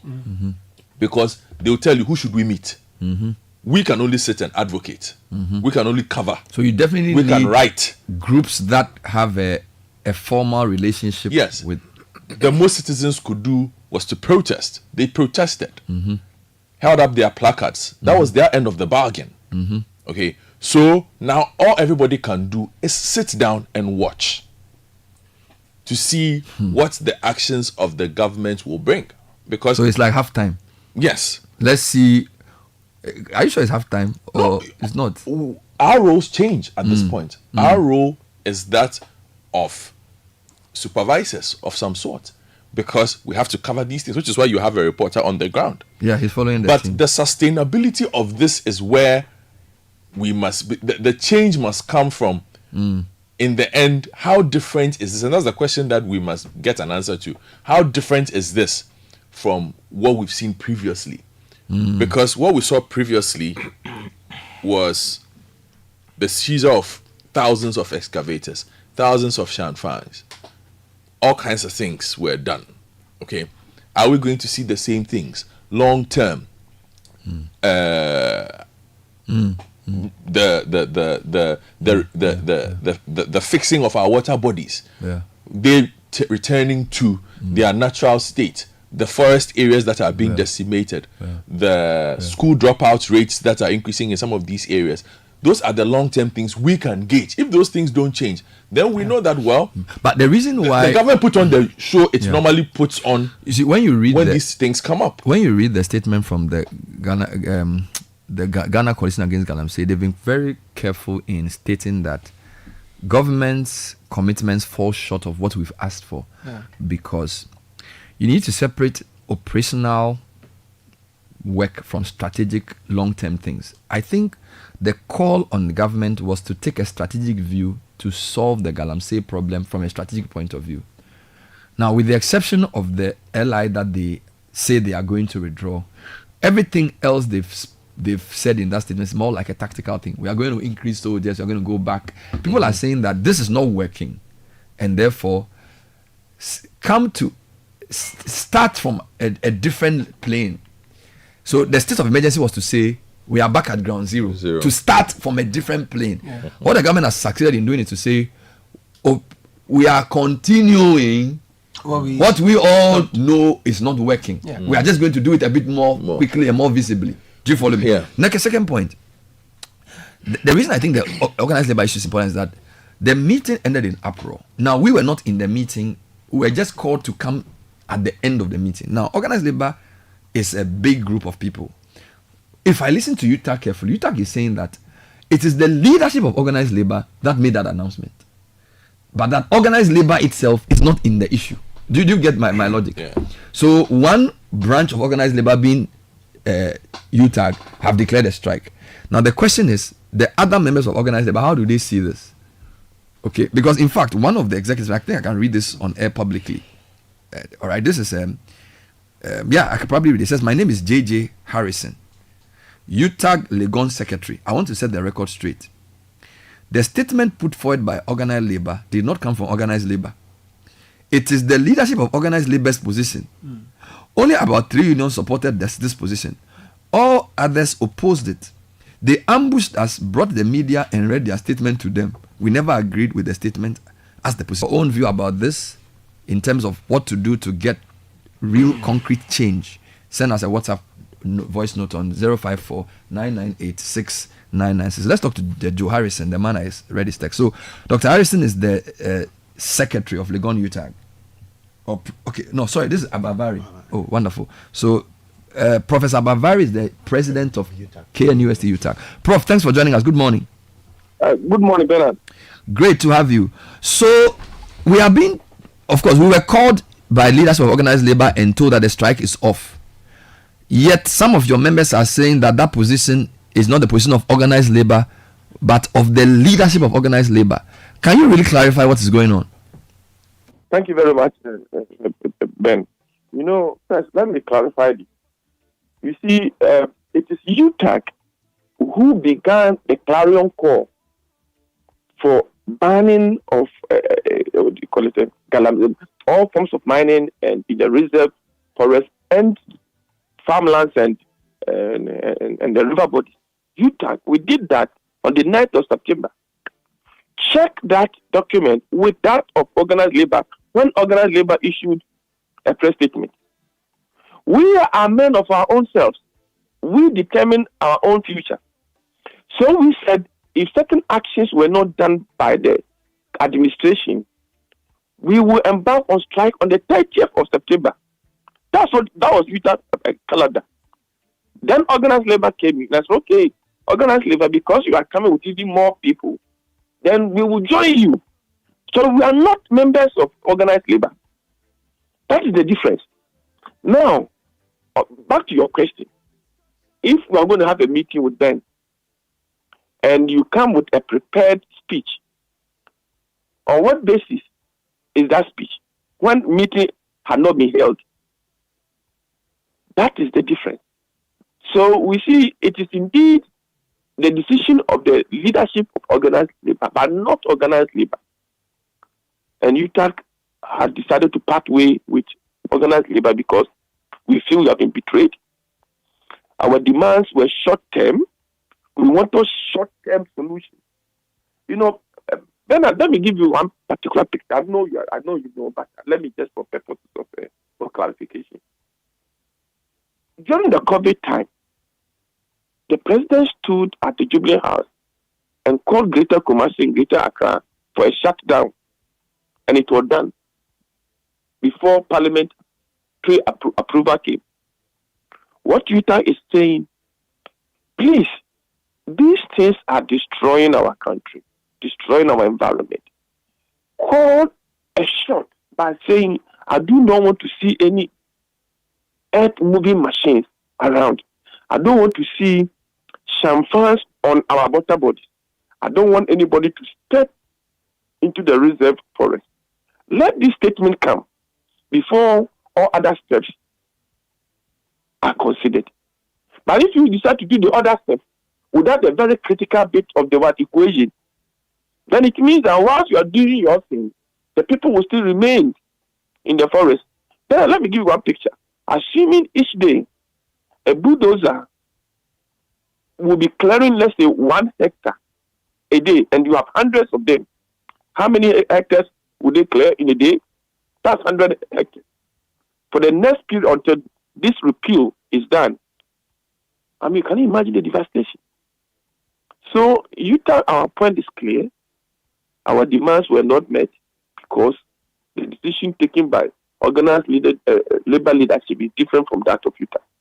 And so we decided to part ways. And now, the way organized labor is arranged, there are different bodies. So, for example, yesterday I interviewed the Public Sector Workers Union of TUC. I read a statement from the POO, which is the Power Sector Workers Union as well. Yes. Does the fact that the leadership of the three, because the statement was signed by the three, which is the Forum, TUC, and then the GFL, can any of the bodies under them then say they are not part? Because if POO is of TUC, Public Sector Workers is of TUC, GPRT is of TUC. So if TUC has signed, that necessarily binds the others, doesn't it? You know, technically it is not, because we are independent unions with our structures. But these three groups that you mentioned are just amalgamation of them, like a federal system trying to cede your power to them. But they don't pay dues to them. UTAG, for example, doesn't pay dues to anyone. Our members pay dues to the leadership at the local level and the national level. That's all. We don't own any allegiance to anyone. So I think it's the same structure that those unions have. So if you make a decision and the decision is not collective, then certainly there can be a breakaway. Okay, I noticed that UTAG voted, all right, across campuses. It doesn't appear as though other unions use that method. So when I interviewed the gentleman from Public Sector Workers Union, they just said organized labor is striking, so we are striking and we are happy to strike. But I noticed UTAG took the trouble to vote on every campus. Why do you use that approach in your decision making? It is constitutional. I mean, UTAG constitution. We always say that the dumbest member among us has a master's degree. And so everybody is a small shot in his own area of specializing. So you don't just impose anything on anyone. It is always by consensus. And so in our constitution, the framework has been created that if you want to embark on an industrial action, the power rests with the members. They would determine whether or not they should be strike. And then the NEC will only more or less a facilitator. They only determine whether a strike should be partial or total. So when this issue of galamsey popped up, then we started discussing. Then we had to follow our procedures. And so the procedure was to go to the members and ask them whether they agree, because they have to participate. Otherwise, we don't have any strike. So we went to them across all our member campuses and met the members themselves and asked them to vote. So we explained the situation to them, and they went and voted independently. And so what you saw in the voting was the independent decision of the members across those branches. Thank you for talking to us. So is it my understanding that UTAG is going to strike until the government declares a nationwide ban on mining in forest reserves and on water bodies? So farmland. So that is the condition. Yes. No. If it's any other party, we would do the same thing.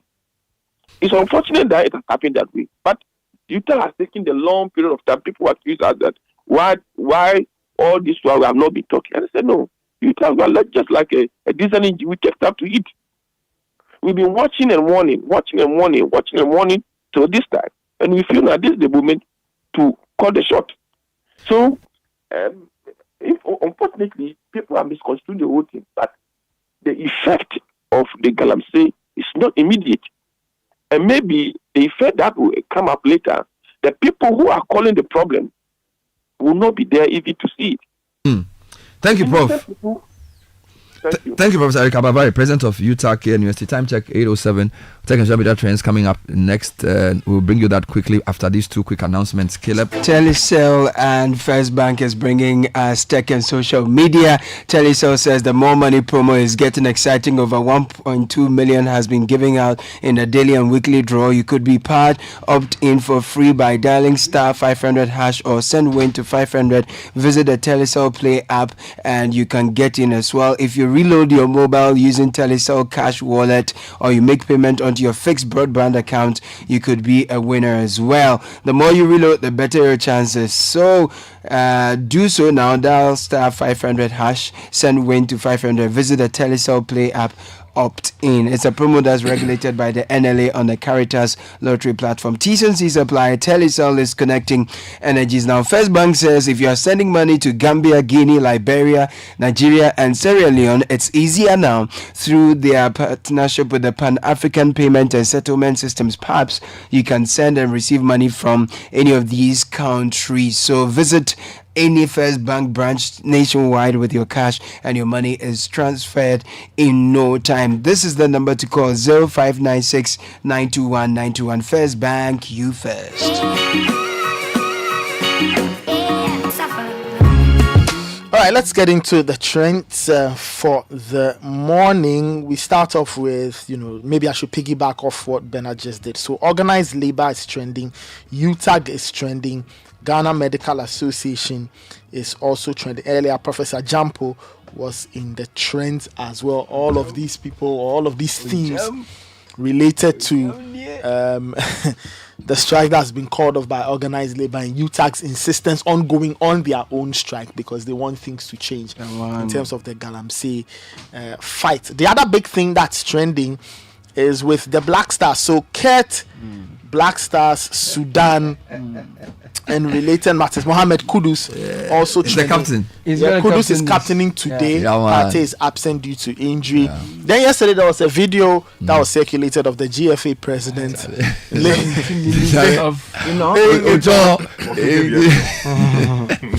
baptism of fire, talking to the Black Stars players and all of that.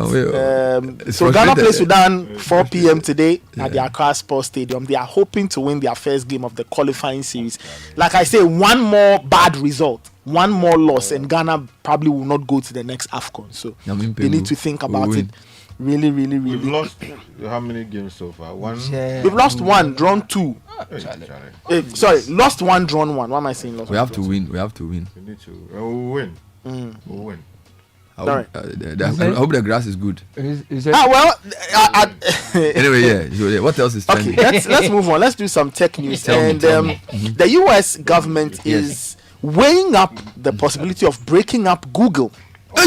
Okay, now the U.S. Department of Justice, in a court filing on Tuesday night, said it may recommend dismantling Google's core businesses, separating Google's search engine from Android, Chrome, and the Google Play App Store. All of this, of course, is in terms of monopoly and the U.S. laws that shocked me. surrounding that. So yesterday, I was in Samen's office, and then somebody said you should mention his email address. Then he said something at yahoo.com. And I said, Papa, why?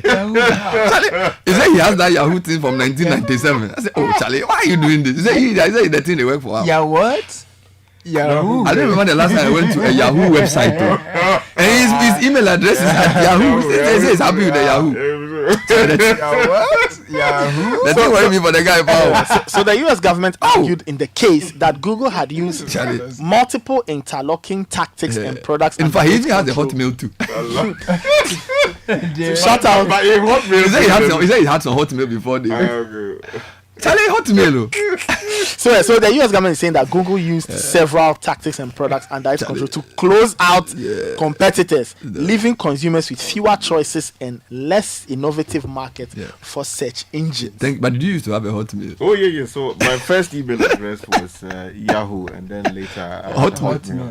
But where are Yahoo is still there. I'm not so sure about it. The Yahoo I still have it. Yes, I still have the last time I opened it. It's a long time. I'm sure by now it's packed. If anybody has a Hotmail email address, I want to buy it as an antiquity. Hotmail. We had high five those days. Charlie. The internet is wicked.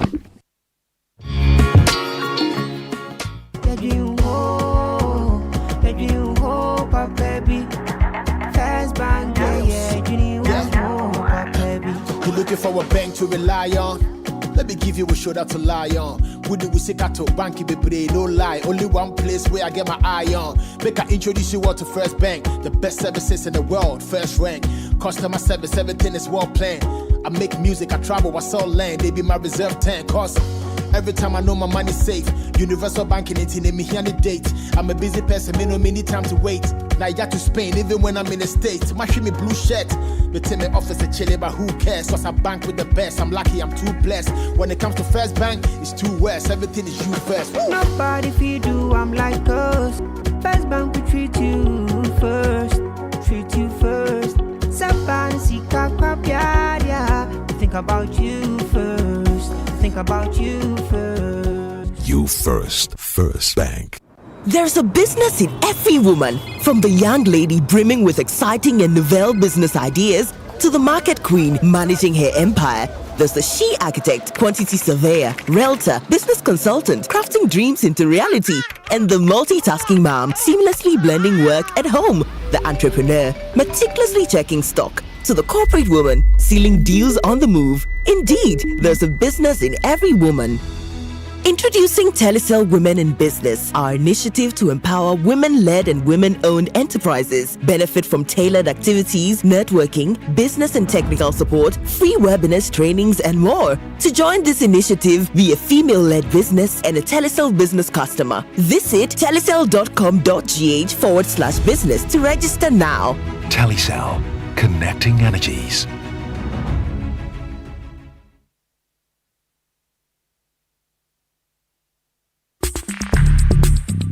Join the conversation on the City Breakfast Show on Facebook at facebook.com/City97.3, Twitter at twitter.com/City973, and Instagram at instagram.com/City973 with the hashtag CityCBS.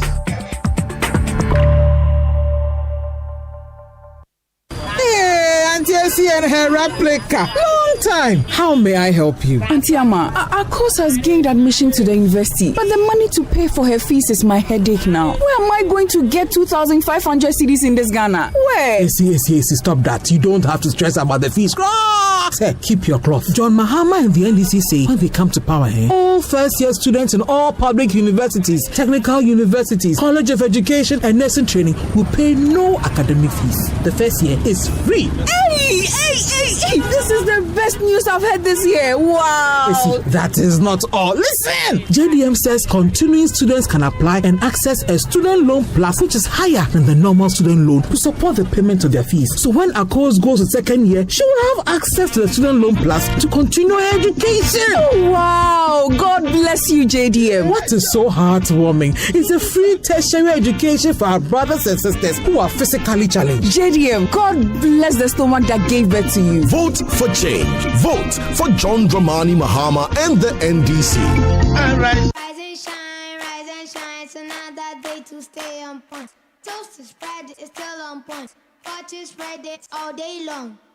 Still on point, yes, it's still on point. It's still on point. Watch it spread, it's still on point. For your bread, it's still on point. For your toast, it's still on point. It's yummy, delicious. It's still on point. Still on point, yes, it's still on point. It's still on point. Still on point, yes, it's still on point. It's still on point. For your toast, it's still on point. It's still on point. Fortune spread, it's yummy, delicious. It's still on point. Fortune spread, delicious, creamy, and always on point. This advert is FDA approved.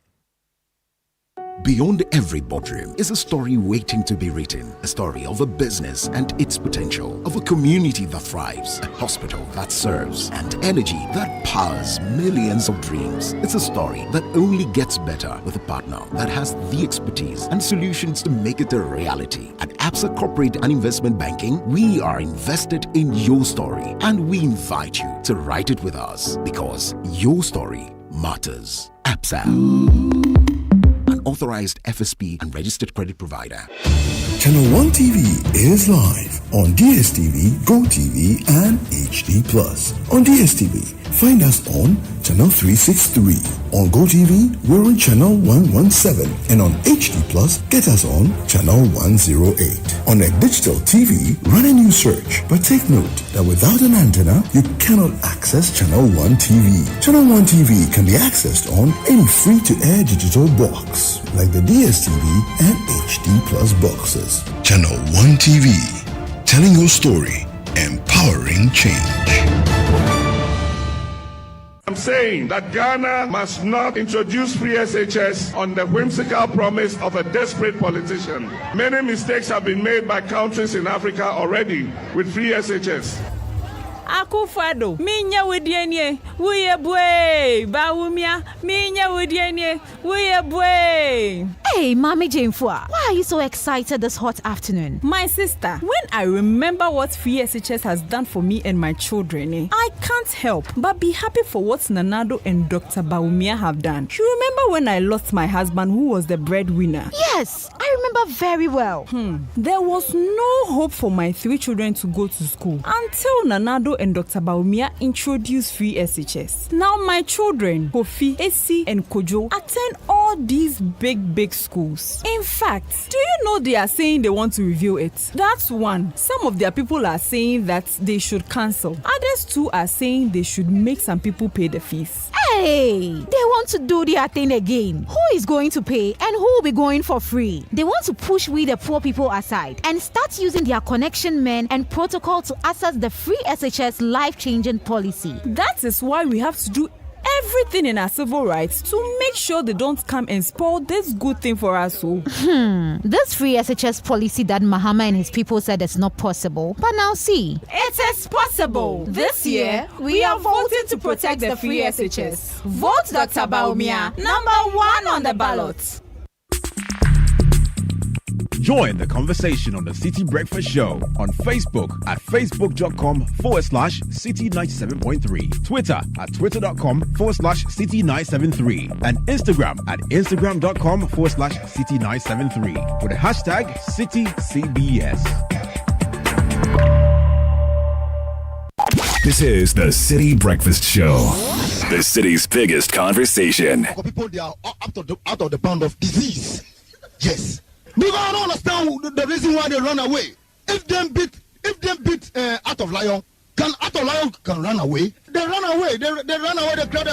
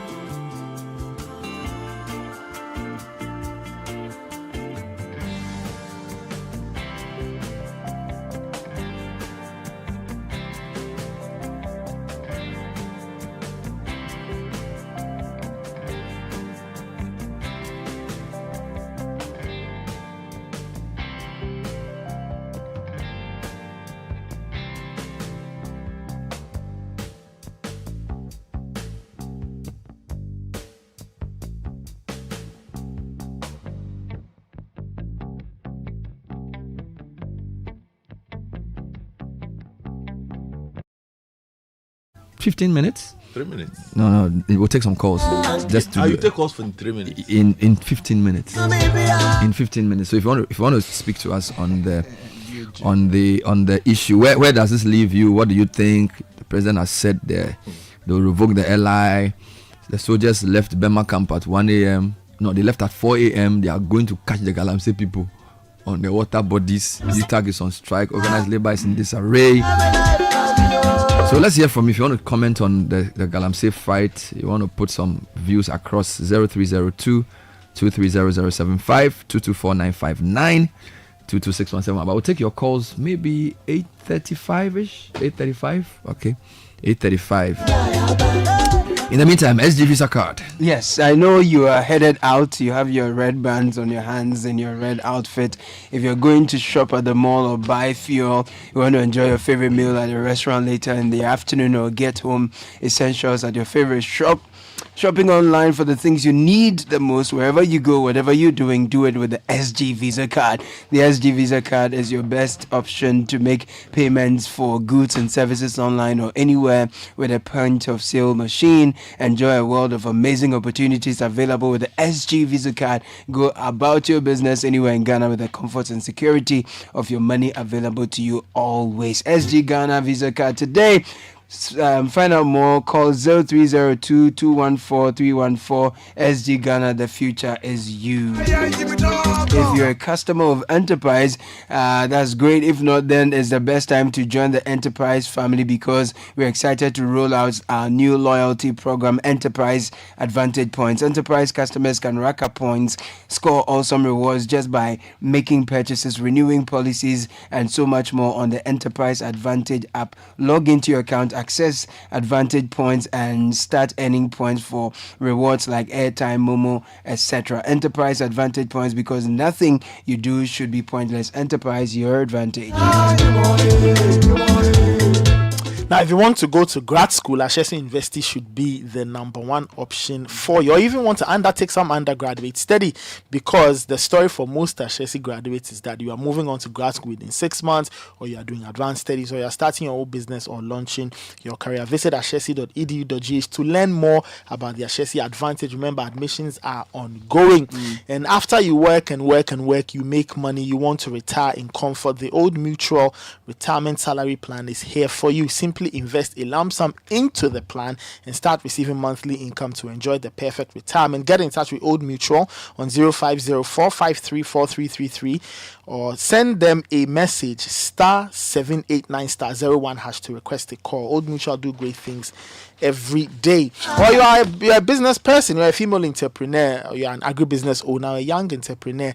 There is a great thing happening. APSA is partnering the MasterCard Foundation to give SMEs loans at unbelievable rates, 10% interest per annum. Imagine having access to about 1 million cedis completely collateral free. Your success is our success. Get in touch with APSA, apsa.com.gh, or walk into a branch and learn more. Your story matters, APSA. Now, if you are in the final year of high school, or you're a graduate student, or you want to find out how you can study abroad, the 12th of October is that magic date. Note that down and circle it. Go to the Mervyn Peck Ambassador Hotel between 10 a.m. and 4 p.m. and be part of the IDP Study World Expo. There are reps from over 50 top universities that will come from Canada, USA, Australia, UK. Chat with them, find out more, and figure out your plan as you want to study abroad. You can call 0596012360 or send a message or visit idp.com to register. Now get ready for a game changer, SMEs. MTN is giving you Yellow Biz, which is the all-new multi-service bundle with everything you need. You are getting a router, genuine Microsoft applications, Webways, and a Unicom service. All of that to power your business to the very next level. To stay ahead of the competition, call 100 or 0244 308 111 or send an email to mtnbusiness.gh@mtn.com. Remember, T's and C's apply. So the biggest annual event on the HR calendar is finally here. We call it the HR Focus Conference 2024. It's happening at 8 a.m. today, 10th October at the Accra International Conference Center. The theme is reinventing HR for a globally thriving workforce. Our speakers are Brent Nate, MD of Engine Ghana, Georgina Bartels, Regional HR Manager, Newmont Africa, August Ngomo, HR Director of Africa Continental Free Trade, and many others. A new and exciting feature is a live stage play by Roverman Productions to add on to the insightful conversations and keynote speech. So tickets are going for 600 Ghana cedis and are specifically discounted for members of the HR Focus Universe. Membership is free.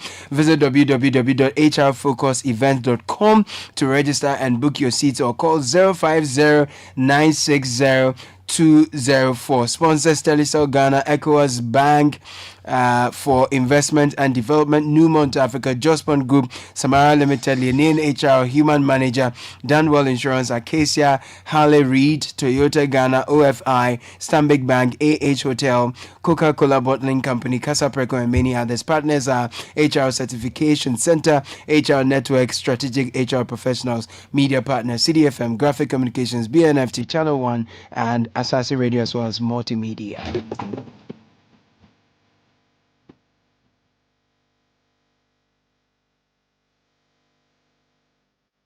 Hey, this country is on a bomb that needs to be quenched. If not, when it explodes,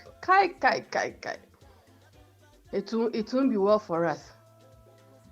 Can our people be serious for once and speak truth? Let's just remain on one course. These politicians are disrespecting us. It have taken too long of a time. No matter how short the day is, no matter how short it is to end the tenure of people, please, let's just speak truth. One, let's be united. That song that they sang, Solidarity Forever, do they understand it? They understand it. They'll be united in fighting this fight to quench the fire of galamsey.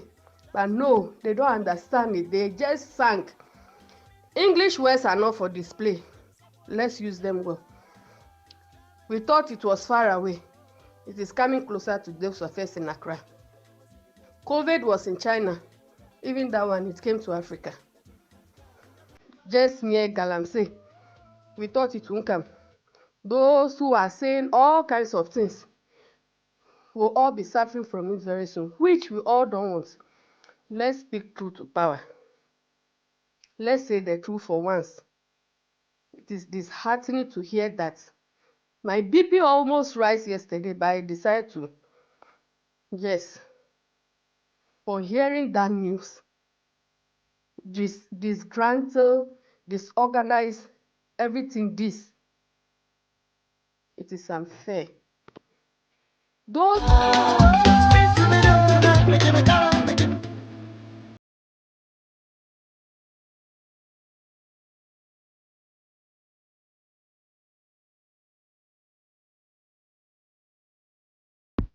Good morning, Bernard and team. This is an interesting one, and a controversial one at that. I fully support what you were sharing today, and I believe people should look at things from that perspective, where strikes were not the ultimate thing, but rather to get government to act in a way that solves this problem. However, just like Godfred was also saying, that this government has been quite stubborn when it comes to getting them to act on things, and this is seemingly the only thing that they've responded to. I may be wrong in time, and so what I think is that we should have still held on to the strike to wait to see that they actually actively start working on the things that they say they are going to work on.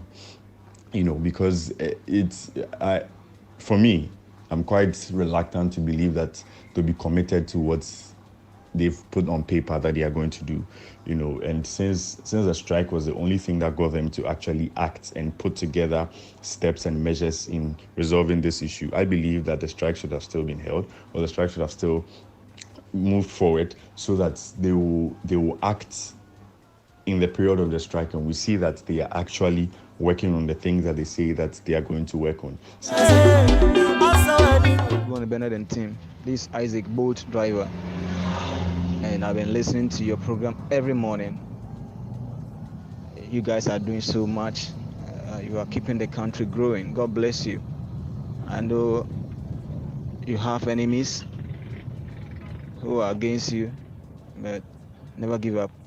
Keep on doing the hard work. I know one day you reap all that you're sowing. God bless you. Yeah, Bernard, if I want to come to my issue, yesterday I heard, if I'm right, the spokesperson for the organized labor made a statement clear that if the government should come up and say that yes, he agrees and he understands the pain of the people concerning the destruction of water bodies, so therefore he's going to speak, make sure that all these distractions are being stopped. They will stop the strike for today. Bernard, I never heard the results from the meeting they had yesterday. Just to hear from your radio, Bernard, how we call it, Caleb in the news this morning saying that the strike has been stopped. I was shocked. Bernard, I was shocked. The simplest way to express this is to say that some money has been paid to some people. I don't know whether you like it, but this is the little I can say. Stand up for your right. Hello, Citi FM. Good morning to your listeners. The approach that government wants to use is not going to work. Okay, they've used it several times and it's not going to work. When you send the soldiers and the policemen to the galamsey site, they get compromised. So they don't do the work that they are supposed to do, because the money the galamseyers are giving them is even more than their salary. So here's what I think. Government should follow the money. Okay, the small scale gold buyers, okay, they should double down on them and take the license from some of them. Try to centralize gold buying. So in this case, when this happens, the galamseyers will not get to sell their gold and it will become a challenge for them. Then it will not be that profitable. So they should clamp down on the small scale gold buyers, try to centralize the system. I think this will be helpful and to go a long way to stop galamsey. So it's 8:34. If you want to talk about all the things we've been discussing. Let's hear from you. 0302 230075, 0302 224959, 0302 226171. Stop galamsey now. Organized labor in disarray. Government announces new efforts to combat galamsey. Parliament will reconvene on Monday, and the president has ordered the minister to begin process of revoking the LI 2462. The deployment of soldiers is going to galamsey site as we speak to go and chase them. Don't give up the fight. So you can reach us and tell us what you think. A couple of interviews coming up as well. Stand up for your right. Get up, stand up. A couple of messages coming through for me to read this morning. You know, some this one is an interesting one. The guy said that he was enjoying our solidarity song.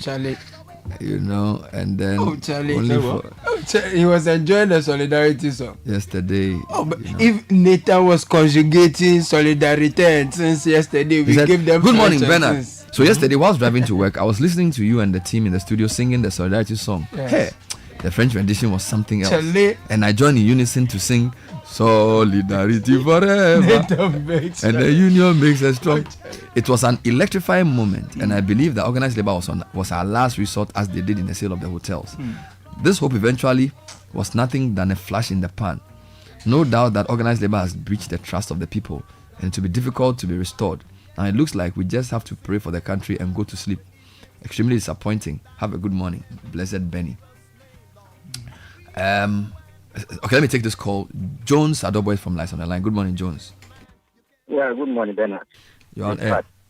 I've not been on myself since yesterday when I heard the news broker that the organized labor has disappointed us. This is a very, very big opportunity that organized labor has missed. The only language this government likes to hear is demonstrations from people like the organized labor that they can't do anything about. This opportunity will never get it again. And prosperity is the best judge. Nanado has cocked his ears against every advice from wise counsel. All the things they are going to try, whatever the government said they are going to start today, has been done already, and we have not seen any result. Our waters are being destroyed. And as the saying goes, water is life. The politician or whoever can import water. We, the vulnerable people, the poor people, we can't import water. Where I work, water is an essential commodity. And we need water to do it. You have sat down, allowed the forest to be destroyed. The money in waters and all the things have gone on today that people have set up to demonstrate. You said you are going to. Why didn't you send the people a long time ago to stop this thing? I have been so disappointed. Even up to now, I can't even eat because organized labor, the action they took, prosperity is the best. Thank you so much. Thank you, Jones. 0302 230075, 0302 224959, and 0302 226171. I'm going to read a few more of your comments. Bernard, can we know the company and owners that import mercury to this country? Let's block or regulate the sale of mercury. Secondly, the TUC secretary, I think, is rather old. He's more than 60. He should retire. This is Isaac in Breman Isekuma, who's bringing an age dimension.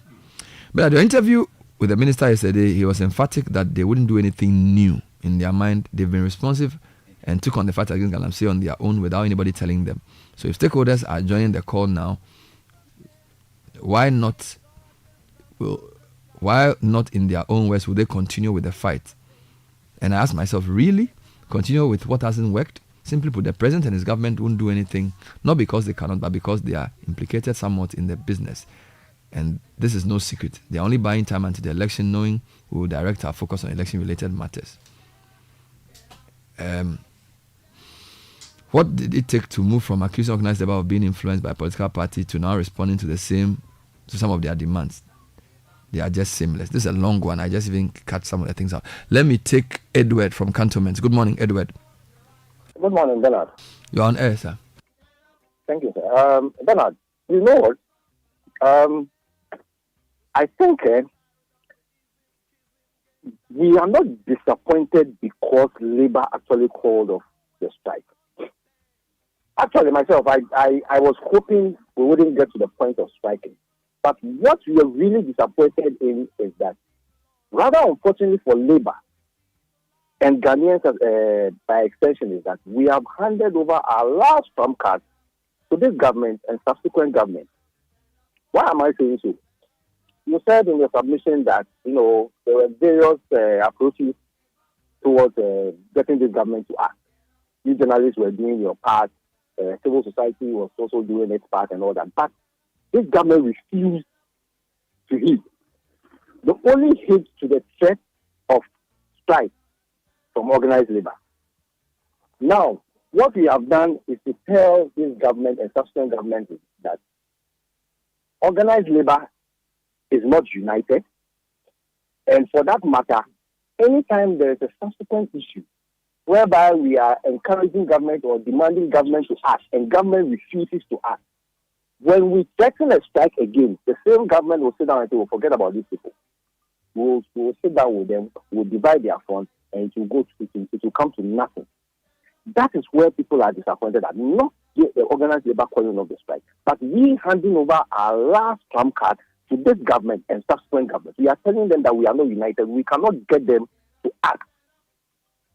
Are you getting what I'm saying? Yes.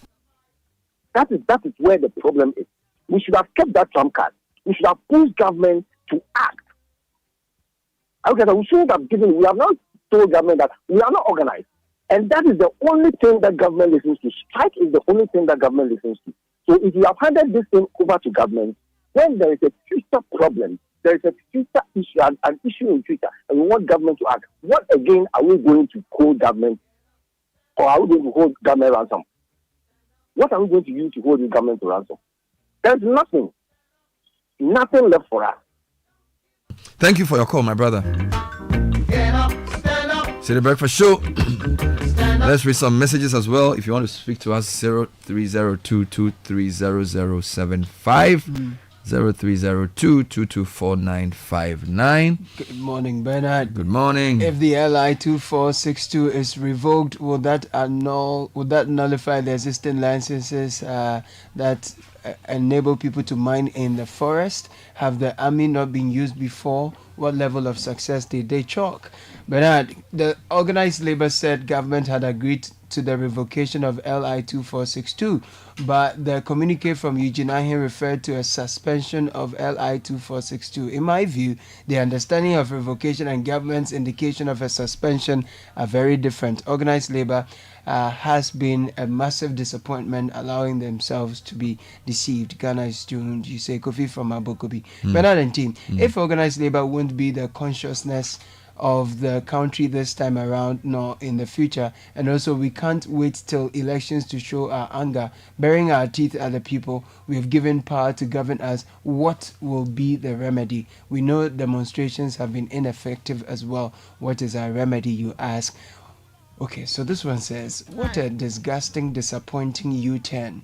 Disorganized labor should never on earth be trusted or relied upon. Bernard, this cannot happen without a cause. The leadership of disorganized labor have received, from the top. And Ghana is fast sinking. God save Ghana. Nicholas from Ashaman, he was saying they've received something that looks like the water bodies now. Silo from Laboni.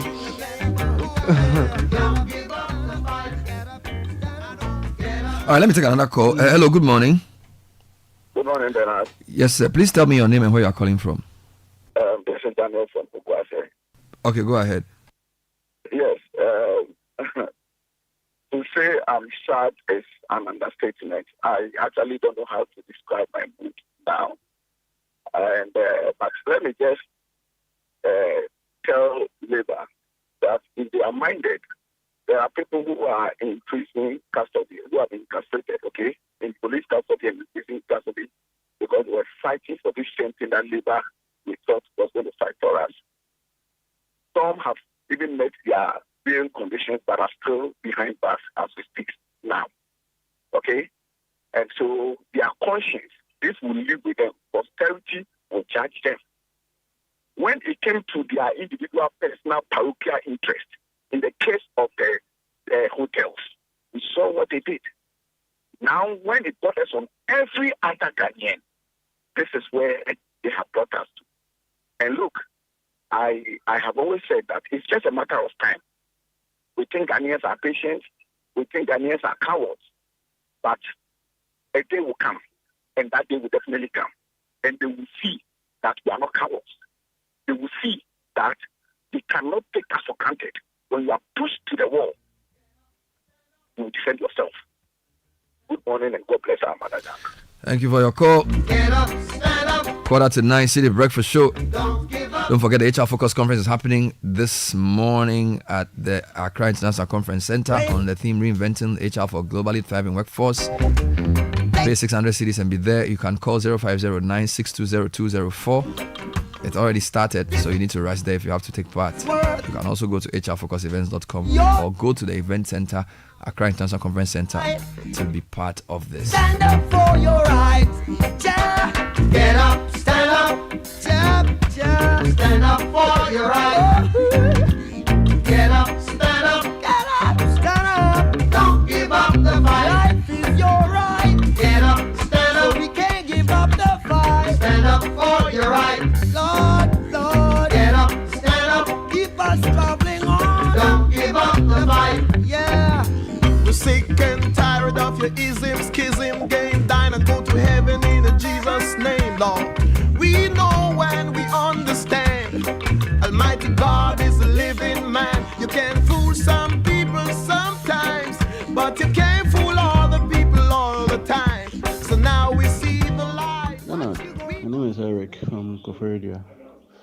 You see, I am very, very disappointed with the position of organized labor. They were our very last hope. That is because of the numbers they possess. We have always known that when organized labor make any threat to government listings because of their numbers. So they giving us hope that they would take up this fight of galamsey.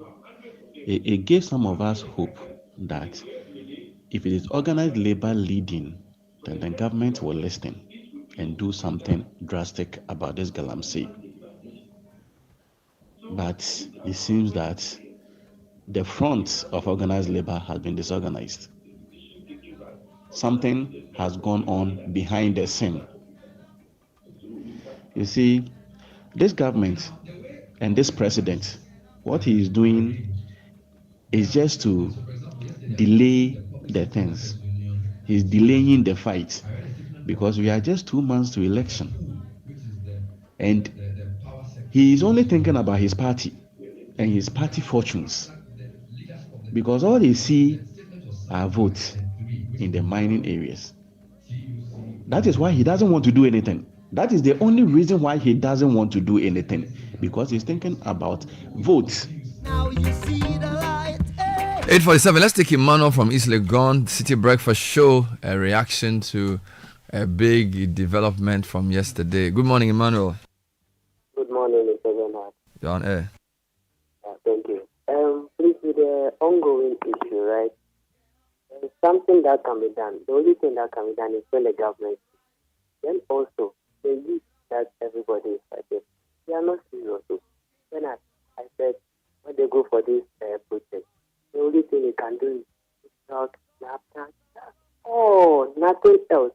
Then if you want to go to the universities as a student, like the only thing, they don't even go for lectures. So just be roaming about and all this. Once a work or girls, the work or boy, that's the only thing. If you sit down and then we know that you are fighting for this. No, they only go for the protest and then I'll be like, I went there to get it for attention. You guys are fighting for. You are not serious. Right. Something to be done about that. And then please tell Caleb that when you are doing the advert about the universities and outside country schools, if you take your time, you are writing the numbers for.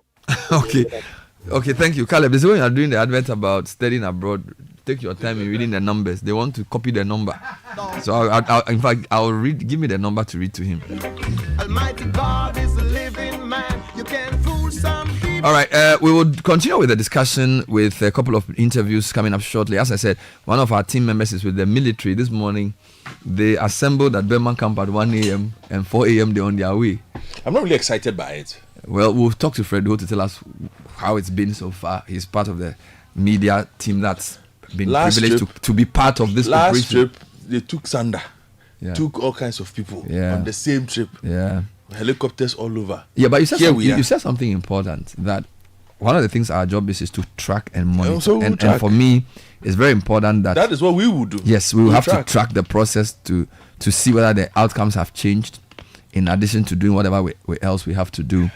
So, and then of course the coalition against galamsey is urging people to wear red to register their protest against the continuing devastation of our water bodies, our forest reserves, and the rest of it. Everybody here has something red. You have some red band. Yes. You wore it, but the vim is not inside it. I can't see the vim. Nathan is wearing his own. Everybody's wearing red. There's vim. Or the vim is coming back. The vim is coming back. Oh, let's take Nee from Nungwa. Nee, good morning. Good morning. I'm on air. Yes, are you on air? Okay, Citi, you've been doing. You started the crusade against galamsey. I remember, but you see, it's like you are something. You see, Ghana has been polarized, and if I'm monitoring the situation, it has become like NDC MPP issue, and you see, judging from the past, also what their communicator went to see. And that kind of thing, you see, people are so passionate when it comes to politics and they don't reason well. So they may be thinking that this thing, at the point in time, remember that when galamsey machines were to be banned, it became a very serious thing. And you remember it, in the 2020 elections, if you check the galamsey areas, parliamentary candidates and the president lost a lot of votes. You see, and it's like the same thing is being repeated. You see, and these politicians, they are so busy. So people must weigh and use your intelligence well. You see, because some people are thinking that you rather are being used. Unfortunately, we are dying. The situation has to be addressed. So I want to see a national conference table so that everybody, politicians and interest groups, they come up with a very practical solution. All right. Because what is being done now, it looks like the whole thing is becoming like a political football game. All right. You see? Thank you, Nee. Thank you, Nee. I appreciate it. I wanted to say that this point around galamsey communities, there's a very interesting show today on Channel 1 TV called Situation Room. And today they will be analyzing voting results in the galamsey areas. Because there's this refrain that, the president and his people lost in the galamsey areas. I'm not too sure, but if you tune in at 3 p.m., you would notice that they will go through the numbers for 2012, 2016, 2020. And the galamsey constituencies have been carefully analyzed. So you will know, So I think you should tune in and watch, because I think that some of the things people say that this galamsey cost them the election, I don't think is fully true. They actually won the election anyway. And if you look at the numbers, I think there were other factors. There were a lot of factors in some of those communities. So the conclusion that it was galamsey that lost them those seats may be only partially true. Yeah. Right? But when they do the analysis, you will see it. They will do the analysis today at 3 o'clock. You know where some of the pain for people comes from? And because the government will see this as a win. This point we are at, where we have gotten to, massive win. I'm telling you that in places yesterday, they popped champagne, they clapped their hands and told you out. And I must congratulate them on no, don't do that. The effectiveness of their strategy. Bernard, I must. No, I think, Godfrey, I think that Bernard, if you look at where we were 2 months ago, 3 months ago, and today, we are not at the same place with government, but there's been it's like things are, because when this began, there was no admission that the LI had to even. Let me explain. So there's been some progress. Let me explain where the success has come from. this conversation did not have. There was no debate and there was no color with this conversation. We've had this conversation for 7 years. So when you said there was no 2 debate, weeks ago, the tone of this conversation changed. because the test was time. To the point where it became a matter of he said, she said, between the two colors, and the two symbols, the umbrella and the elephant. That is where the problems started from. When it became politics. Exactly. And that was a key part, in my estimation, of the government's strategy. So if it wasn't for politics, you think we would have made more progress? You see, if not, there was no need. If you look at the demands that have been made all this while for the past 7 years, from CSOs, wherever, who mentioned political parties? And the need for a pact. Who You're did? right. It had always been, we need to do, because what people saw was, irrespective of who is there, They have to do something. do something about it. It's So not it's really the a matter politics of that stalled. But if you look at the tone, messaging, statements from that have emerged, I was not insulted on this matter until 3 weeks ago or 2 weeks ago. When it became MPP. When I get messages, the so-called intelligent journalists, have you seen what this person said? Bernard Avle, this person criticized this one, MPP, but NDC said this. Or NDC have said this. Why have you not played this? I had schoolmates and classmates saying, okay, why you discussed this the other time? Why have you mentioned this person's name? You think that when it became, it was deliberate, politicized, it was deliberate to derail it. It was deliberate. You think so? Oh, very deliberate. Because if it stayed away from politics, then the demands would have remained salient. It would have remained and salient and focused and would have been met. All See, bringing into place politics allowed them to dilute it. You see, because in my estimation, madam, I am convinced that there is zero commitment to dealing with the problem. You think so? Oh, of course. And that's the reason why I'm saying that they are congratulating themselves is because if you talk to people, look, I've met people in who's the other, oh, galamsey media, there's a man they'll tell you they're not hiding it. Okay, so I think they will congratulate themselves, and I'm also congratulating them on the effectiveness of that strategy. Because it worked. Cynical. Yes, but it worked. Cynical. But it worked. Let me do an interview. It worked. Let me do an interview. That's an interesting dimension. I'll pause the thought. I'll come back to that. Senyo Hosi is a member of the Ghana Coalition Against Galamsey. They've declared a red protest against Galamsey. People in studio are wearing red bands. They're asking Ghanaians to wear red. How disappointed are they at the turn of events, and what is the way forward for the fight to get this crisis moment to lead to concerted action? Senor, thanks for joining us. Good morning. Good morning, Bernard. Good morning to your listeners. Wonderful. So, what's the mood in the anti-Galamsey camp following yesterday's U-turn? Sounds like a sports journalist interviewing a losing coach. Oh no, absolutely. We are absolutely upbeat about the prospects of our advocacy. For starters, we must admit that there's some kind of movement on the part of government, totally inadequate though, and for which reason we must sustain our protest. Our protest and our call to action is not a call to us being a part of a union or not. It's a call on us being Ghanaians foremostly. And Ghanaians are not lost on this particular matter. That's why we are calling on everybody to join in this red band protest engagement. And it doesn't require much. You don't need to go on the streets yet.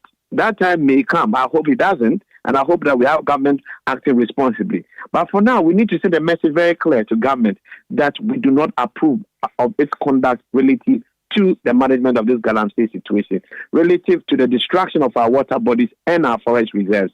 We need government action, which has been very, very, very weak. Government must act and must act now. So anywhere you are as a Ghanaian, it's time for us to fight for today, fight for our future, and even more importantly, fight for our children and our children's children's future. What is at stake is existential. The sustainability and the soul of our country. We can't stay aloof. You know, what your colleague in the studio was saying was just right. Politicians every day think that we'll just talk and go to bed. So they know they can always kick the can and get away. Yes, it has happened in most cases. It can't happen in this matter when we are talking about water. Water is life, Koku. Water is life. It's not time for us to have that. I'll say, and then they will have their way. No, this Ghana is for us. They can loot the state and carry whatever it is through galamsey and carry their wives and children and get out of this country. Most of us can't. Me, I come from a family of 10. I'm the only Ghanaian, and I'm going to remain Ghanaian. I need to sustain the future of my children. You have to do same for yourself, Koku. You have to do same as a listener and as a Ghanaian wherever you are. So this is not an easy fight. Okay, Senor. What is at stake is heavy. So please, wherever you are, step one, wear something red. Monday to Friday, wear something red. You don't need to wear a red dress. It may be a bit overwhelming. Take a red band, tie it on your car. Take a red band, tie it on your motorbike. Get a red sticker, get a red wristband. Monday to Thursday, you can do that perfectly well. On Friday, we are restoring the Red Friday dressing. Everybody wear red. And let's show the state, the millions and millions of Ghanaians who do not approve of what is going on, and the call on them for them to act and act now. We want to take this opportunity and call on all the religious bodies, every religious fraternity, our Muslim brothers, our Christian brothers. If you are a pastor, call your people to action. Get them to wear red this Sunday. The mosque, get them to wear red this Friday. It is a short notice, but as many as you can, wear red to the mosque. God will definitely be supporting your action because he calls on us to protect his very creation, which is the environment he has created. This is what he has created for us to sustain ourselves. And leadership is failing us, and our colleagues are destroying it. We can't sit aloof. It's time for us to act, and the time to act is now. Wonderful. Now, the coalition sent out a statement titled "Government Response to Galamsey Crisis Falls Short. Red Band Campaign Begins Today." You have eloquently described the Red Band campaign.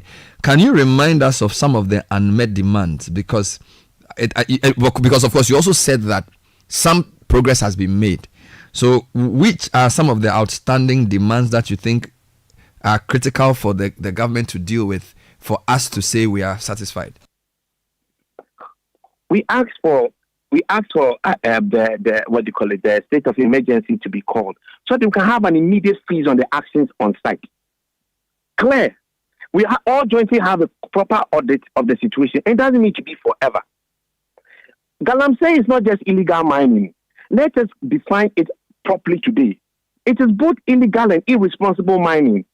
So if you've been given a license and you're not managing it right and you destroy our environment, destroying our water bodies, you can't tell me that you should continue working. There must be proper evaluation. The reason why we are sitting here, what's really gotten everybody back up is the situation we are seeing with our water. That's what really brought everybody's attention here.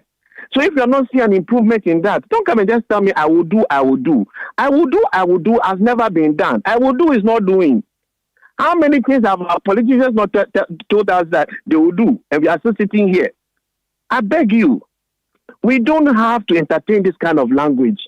We are going to deploy military. When are you deploying them? If you deploy them, is that the answer? No. Are you getting the people out? We want to see proper action on site. So don't tell us things that just gives us a stay. We are not here for a stay. We are here for transformation. We are here for impact. We are here for the salvation of our own country. We are here to fight for the soul of our country. And the government knows it has failed. It knows very well that it has not honored its own obligations. How do you come and tell us that only yesterday because today is 10th? It's not an act of good faith. So these are steps expressing intent. We are not seeing clear actions to deliver it. 1. 2, what we ask for, that creates a clean slate for us to actually properly evaluate and put in a structure for taking those miscreants in the system. You didn't accept to do it. I don't know what really constrained government in announcing a state of emergency in those areas, sending the military right there, sending helicopters for us to go and do an area survey immediately and see the kind of operatives there. Go there quickly and arrest them, start destroying the champions that we find there. Immediately get the cost to start prosecuting and then fast tracking all those actions. What would they have cost government to do? The only thing that's at play here may be some fight for votes by both parties. And we cannot entertain this NDC, MPP nonsense, which is destroying our country and destroying the future of our children. They can do it on other things, but not for the survival and sustenance of our people. What will your children drink tomorrow? So some people say that while all this is important, we will not win this fight if we do not conscientize the people in the communities, because a lot of the people in mining who have spoken to me say we need to listen more carefully to the people who live in the communities to try and change the way they think, because no effort of government will work if the people who live in those communities do not get angry or tired of galamsey. What is the view of the coalition on this? I know that in the past the media coalition has traveled across the country. Is education of that nature part of this, or we've gotten to a critical point where for now it's just government that has to act? Koku, you are absolutely right. Everybody has a role to play. We can't win this alone.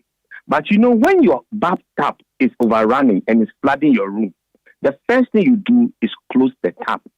You don't take a mop and start mopping the water. You can't mop out 1 liter and have 2 liters come in. You will go nowhere.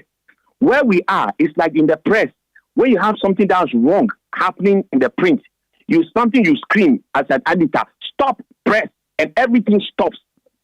That's where we are. We have to first stop press. So stop galamsey now. Let's take our steps, correct it, educate the people, right? I'll tell you how warped the thoughts of some of our politicians are and how they advocate for this.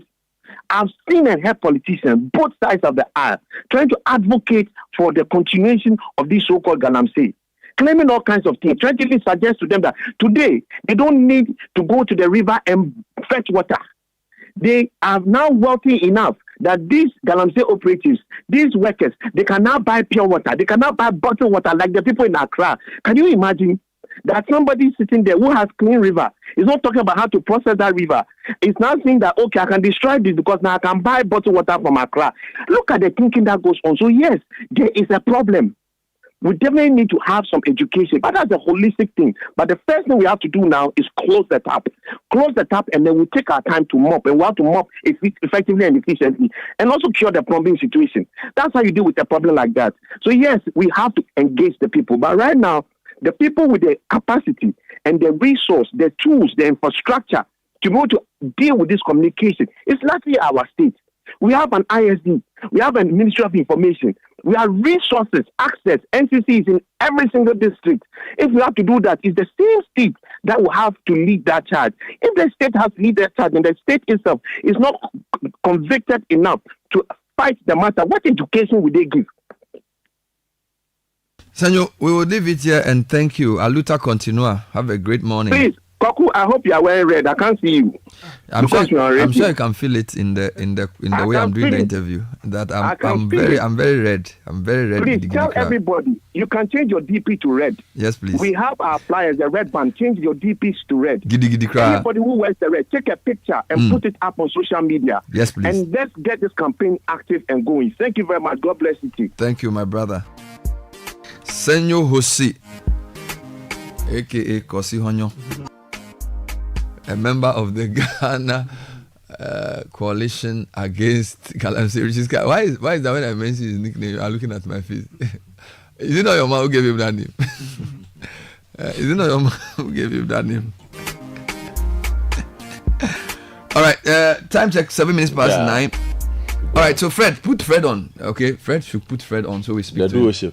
Yes, we want to know where they are and what they are doing. Okay, anyway. We don't even want to know where they are. Exactly. We just want him to tell us he's with them. Well, have they caught anybody yet? And how long will they be in the forest? Or are they going to river bodies? Or he's out of coverage area? They are not there yet. He will join us soon. Okay.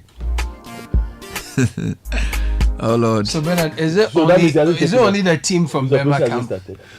You know, when Fred gets there, he will tell us. Yeah, because if it's just one team from Burma camp going. No, we don't know how many people in the team. And even if they are, Fred is only one person. Maybe they are going from other places. We don't know. We are tracking the system. So let's follow and see what will happen. Don't drink the soup. Yeah, just wait for the soup to be ready. Yeah, but as we are on this though, there was an incident I saw between the police service in Boku and customs. These things are still happening. A shootout of some sort. Between two groups? Yes. Yes. If I was hoping you had seen a statement. Customs or immigration? Customs. Yesterday, yes. So I was hoping maybe we have. But my point is, the police service and the customs. Please explain to us what happened yesterday in Boku. Because of where it happened, we can't have. Was this a video? Yes, yesterday. And this is from yesterday. Yes. So the point I'm trying to make is they should address the Ghana Police Service and the Customs to let us know what happened. What happened yesterday before we, get into other things. Because it was not nice to watch. There's an interesting post that has been forwarded to me, which I'm trying to verify. Okay, then. About history repeating itself, UTAG in the eyes of the storm. Yeah. When we come back, I'll read it because it's an interesting I've seen parallel to what happened. This is when Achampong was under pressure with UNICOV, and some people were expecting organized labor to do something. Yeah. A delegation went to meet him, and somebody has sort of pulled that up to 1979. Yeah, to sort of give us a total recall and to say maybe it's deja vu. Well, look, Bernard, you've convinced me this morning. I say, look, let's leave organized labor alone. They've done what they want to do. Those who want to do what they want to do are doing it. And let's focus on the big picture. We'll be right back. Stay with us. Foska is still here. Yeah, I'm here. The city's biggest conversation.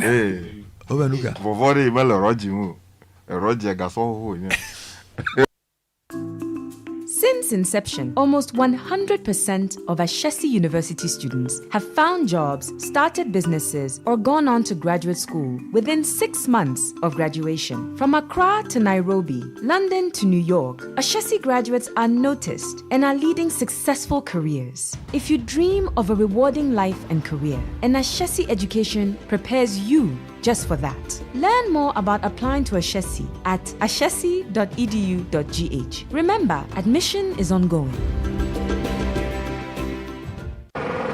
Hey, so what goes into building quality structures? I mean, literally, what goes into it? Wujaf, you don't want to be sitting here somewhere worrying whether or not you did a really good job. It'd be very simple equation. If there's no diamond cement in the mix, massa, forget it. Don't start cry. Menye, diamond cement has been providing builders, block makers, and construction companies that peace of mind for years. Diamond cement is 42.5 R grade cement, unbeatable quality made right here in Ghana. And because we have your pocket in mind, we provide 32.5 R grade so that everybody getting on. No long talk, Jack. If there's no diamond cement in the mix, don't start. Locate Diamond Cement Ghana Limited nationwide with factories in Aflao, Takrade, and Buipe, or call 0244-313-368 or 0540-111-978 or 0202-021-175. Diamond Cement, still as hard as a diamond. National Health Insurance. Hello there! I have great news for you. Registration for the National Health Insurance Scheme, NHIS, just go faster and easier with the new NHIS mobile app. Grab your smartphones and download the My NHIS app from the Play Store or App Store for instant enrollment onto the NHIS. All you need is your Ghana card. Yes, just your Ghana card. Enjoy amazing benefits like registering family, friends, and groups with easy payments from your mobile money wallet or bank debit cards. Link NHIS card to the Ghana card for yourself and others, renewing your membership with ease and locating the nearest NHIS credentialed facility, all on My NHIS app. Get to know the benefit package and over 500 medicines covered by the NHIS with a simple click on My NHIS app, so you do not fall prey to paying extra charges at healthcare facilities. Communicate directly with the NHIS through the new messaging module available on the app. Embrace convenience. Let's go digital with NHIS. Download the My NHIS app today and enjoy seamless access to healthcare. Terms and conditions apply. For details, contact the NHIS call center on 054-444-6447 or 0302-746-447. NHIS, your access to healthcare. This message is brought to you by the United States Agency for International Development, USAID.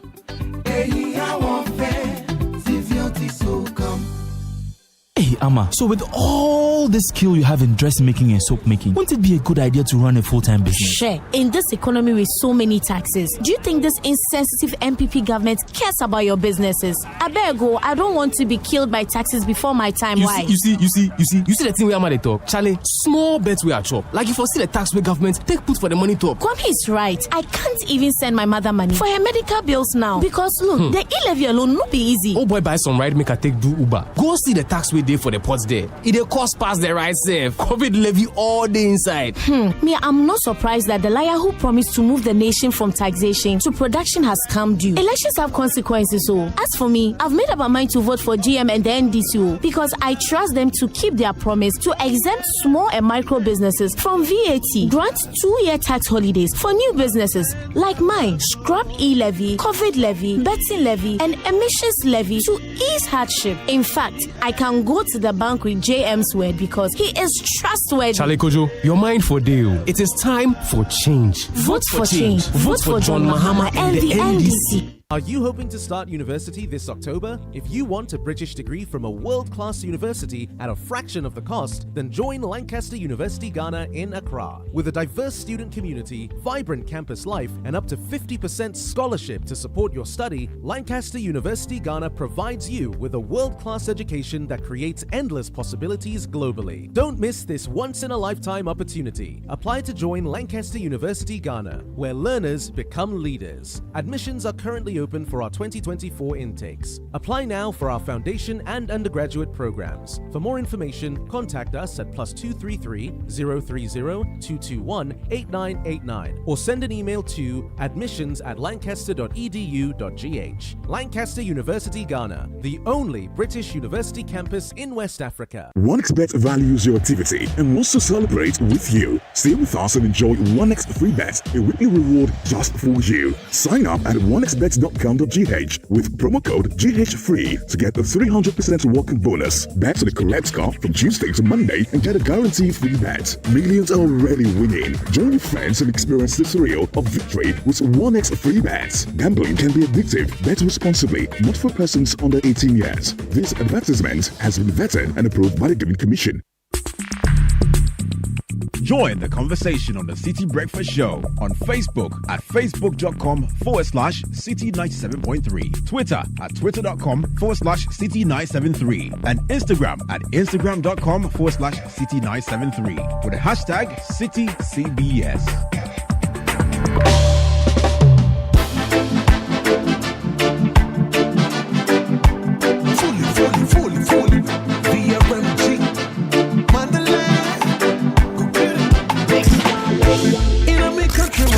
Unleashing the power of Relevant Radio. Citi 97.3. Oh no. Cyanide cause cardiovascular disease. Like a you them trying to bring with them the future where they live for them. Wrong. No more destruction of the motherland. No more destruction. Pollution of the rivers and streams. No more destruction of the motherland. 17 minutes past 9. Now, one of the things we need to emphasize, media have a number of rules. Gatekeeper, watchdog, scorekeeper. So when a promise is made or when a policy is implemented or being implemented, the media tracks. So we're privileged to be part of the team of journalists going with the team that is going to beef up Operation Halt. Operation Halt has been on the ground for some time, and this is when the military go and try and raid miners from the water bodies. Fred Duho has been privileged to be part of that team. He's joining us to tell us what's been happening. Fred, thanks for joining us. Good morning. Good morning, Bernard. So are you with the soldiers or you are ahead of them or behind them? We are with the soldiers. We started from Accra this morning. We took off around 3:30. We were at the Burma camp as of 1 a.m. and they finished their session and took their necessary instructions from their leaders, and then we took off all the way to the eastern region. So as we speak, we are within the eastern region, but for security reasons, obviously we won't be able to disclose the exact location. So Absolutely. Yeah. So what is the brief? What are they going to do? Well, on the back of the president's directive that a number of military deployment be made to augment those existing on the field, I think based on that directive, this morning, a number of military personnel, approximately about 100 of them, were deployed, and the media joined them on this trip. So basically, the military is to go to the river bodies to sack or arrest and those who are mining on the river bodies. That is the information I got when the leader of the military was actually engaging with his team.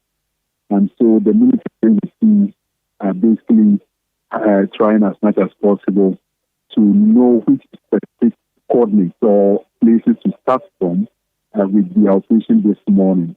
So we are currently at the bank of the Green River, and luckily enough, we have one gentleman here who is one of the river wardens from the Minerals Commission.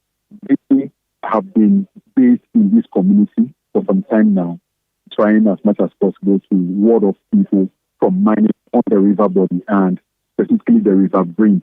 So I want us to engage in briefly to understand from his perspective what they've been doing over the period to allow the water to get depolluted. Welcome to the Citi Breakfast Show. Thank you. Your full name is? Paul Kitchen. All right. What do you do basically here? So we are river warding. So we want to cut the soldiers to go to the river side, then see the Champagne people are working in the river side. So this morning we came to, but the river is full, so we swim go to the back before we get the Champagne machines. So we told the soldiers to use drones to cover the place so that they will get Champagne people before we get to the river. So when we go there, then we see the machines, then we go and do that. So how long have you been stationed here? Oh, about 2 weeks. 2 weeks now. I'm from different places and I'm coming hiding here, so possibly back. Now, from all indications, this river is still polluted, yes, and many are wondering what has been your main objective to allow the Green River to get to this level over the period. Is it that you've not been working, you've been sleeping on the job? What have you been doing exactly? Okay. As of now, we are adding military men so that we go to the sea to clear all the machines from the sea. If we clear the machines from the sea so that the Green River is to be clear, that's my priority. So I want. How many men do you have on the ground or working with you? We have about 10 men. Okay. Yeah. Okay. 10 men. We have more people at the regions. Okay. Eastern region here, we have 10 men here. Okay. So together about 10 people, 3 men. Okay. So the river warden, my understanding is that they can swim. Yes. And even chase after those who are mining on the river body. And how many river bodies do you have within the eastern region or this particular enclave? Okay, our eastern here, we have River Brim and River Insu. That is a big river at our area. So that when we get to River Brim, it started from Chebi up to Oda. So when we pass from Chebi, and we can go to Oda, so that the river crossing here from here to Oda. Now the Bensu and then the River Brim, what I see at least with the Brim is heavily polluted. Is the Bensu also this polluted? Okay, Bensu, I didn't go there. You go to the I didn't go to the Okay, thank you so much for speaking to us. So Bernard, this is a gentleman who is leading 10 men as a river warden. They are swimmers. They are able to swim across and then detect those who are doing illegal mining on the River Brim. And he said they've been stationed here for the past 2 weeks, and their basic purpose is to warden off all start those who are doing illegal mining on the river. But now the military came to join them. What the military is basically doing is that they flew the drone up to survey the area, to take pictures and also detect which part of the river body currently has sampan or illegal mines doing their activities.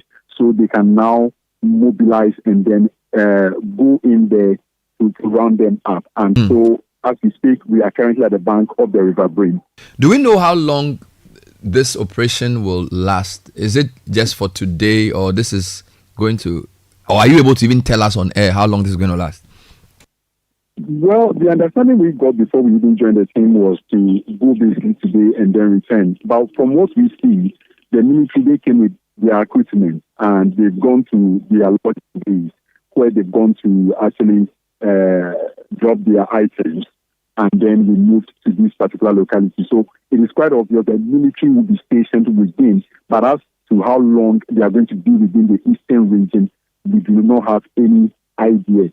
We are also waiting for the leadership to brief us as to what the operation or what form the operation will take. Bernard. Thank you, Fred. Stay safe. Thank you. Fred Duho is with the team from the Ghana Armed Forces who are, as indicated by the president, a beef up of the Operation Halt, and they are dealing with the river bodies today. Fred Duho says it's not clear how long the operation will go on. They, the media, have been allowed to be with the team for today, and that's where he's been reporting from. Oh, no, no, no, no, no.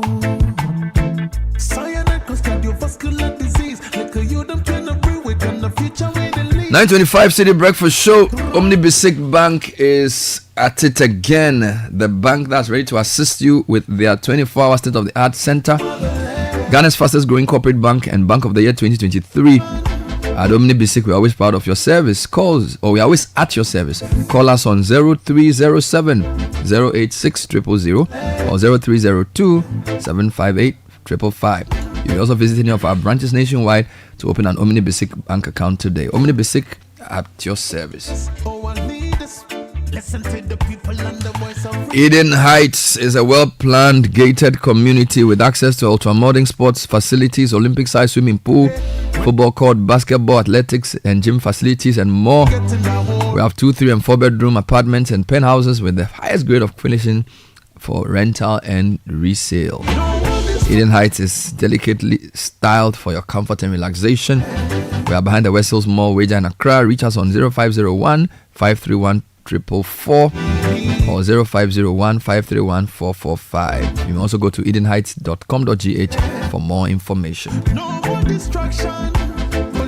Well, the 14th to the 16th of October 2024 are the dates for the final of this year's edition of STEM Novation, Ghana's national STEM competition for second cycle institutions. It's happening at the UPSA. Don't miss out on this spectacle of innovation, STEM Novation, solving tomorrow's problems today. The luckiest is saying that what is luck for you? You may have your own definition, but one sure way of getting lucky is by dialing *712#.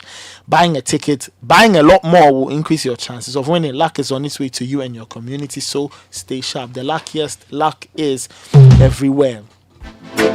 Latex Foam is saying that come into their showrooms and experience the difference for yourself. They've got high quality mattresses and furniture crafted with your ultimate relaxation in mind. So go there, be amazed by the range they have. Pick a few pieces and sleep better tonight. Latex Foam, your partner for life. Call them on 0322 008499 or visit them online, latexfoamghana.com. Cyanide cause cardiovascular disease. Like a youth, I'm trying to bring with them the future way they live for them.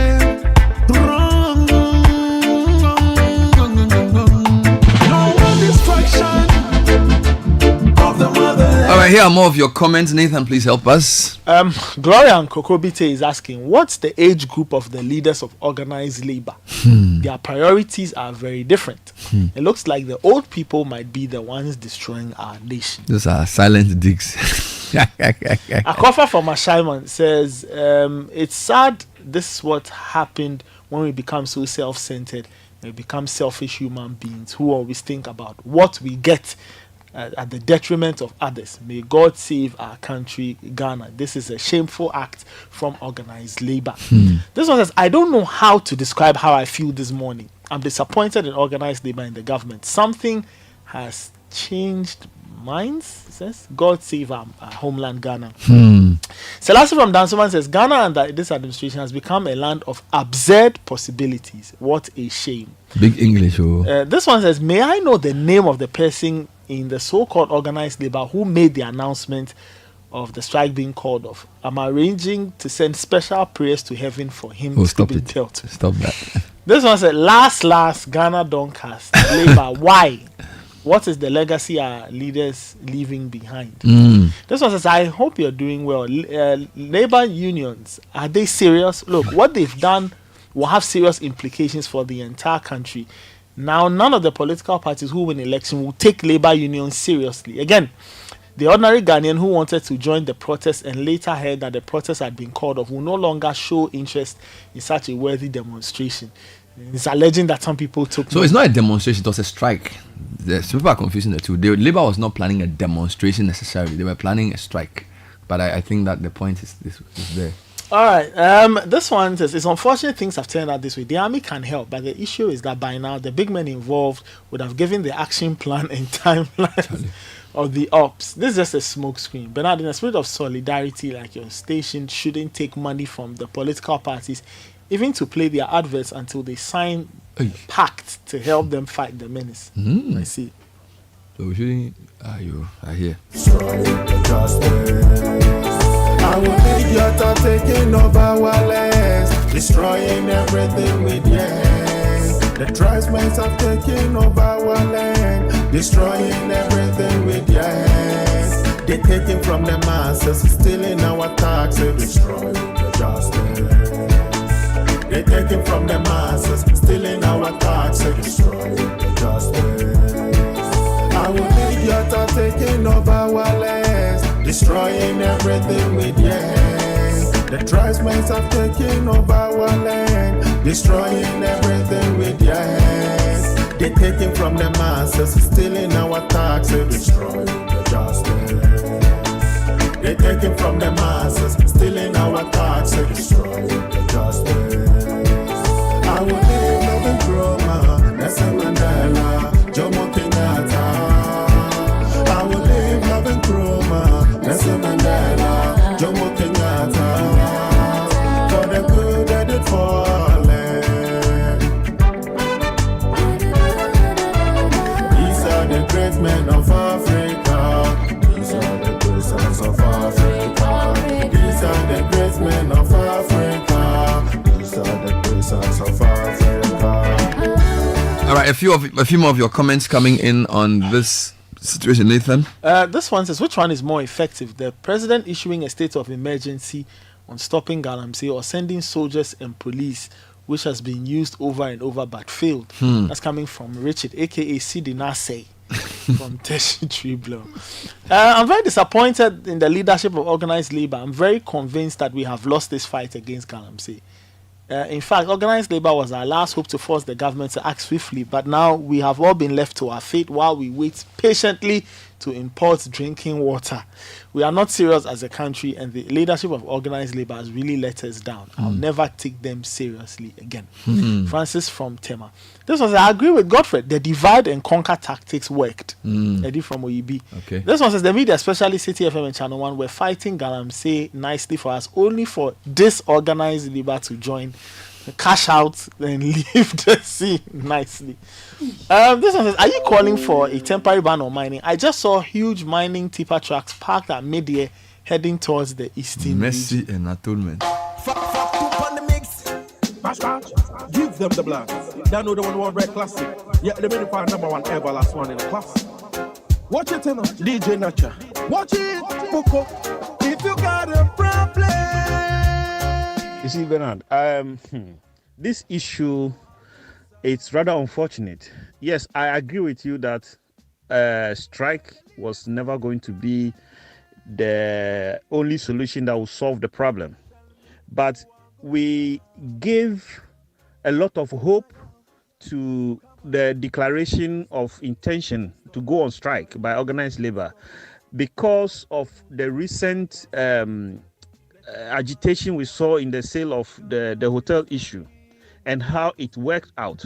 And that is why we all gave our hope that since the government will listen to that strategy, let us go by that.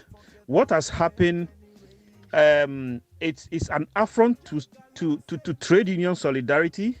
It is so disheartening. But I perfectly agree that we shouldn't lose sight of the real issue, which is putting pressure on government to do the right thing. It is very, very disheartening looking at Mr. Ansah delivering this suspension message yesterday. It is this same Ansah who was the rep of Labour on the board of SNIT. He sat there and all these sale of hotel issues discussed without him raising a quibble until the matter was raised by a member of parliament before organized labor rose up. So you should know the kind of person who was leading the fight in the first place. Let's put that aside. So now it is obvious that the strategy with organized labor will not work. We have to be very, very, very focused. We have to be in fact, we have to ensure that we don't overhype the disaffection and all the negatives that this suspension has brought, so that government will have a field day. We need to put the Stop destroying the air, stop it. Stop polluting the water, stop it. Government, we need to ensure that what we wanted in the first place is done. Because our water bodies, our farmlands, our forest reserves are all going. If we put too much premium on this labor issue, we will lose the fight. And I think I perfectly agree with you. We shouldn't put all our eggs in one basket. Let us make sure that government does whatever they say they are going to do.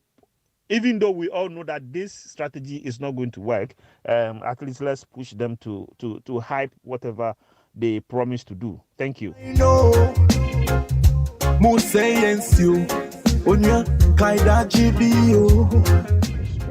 morning, Bernard and team.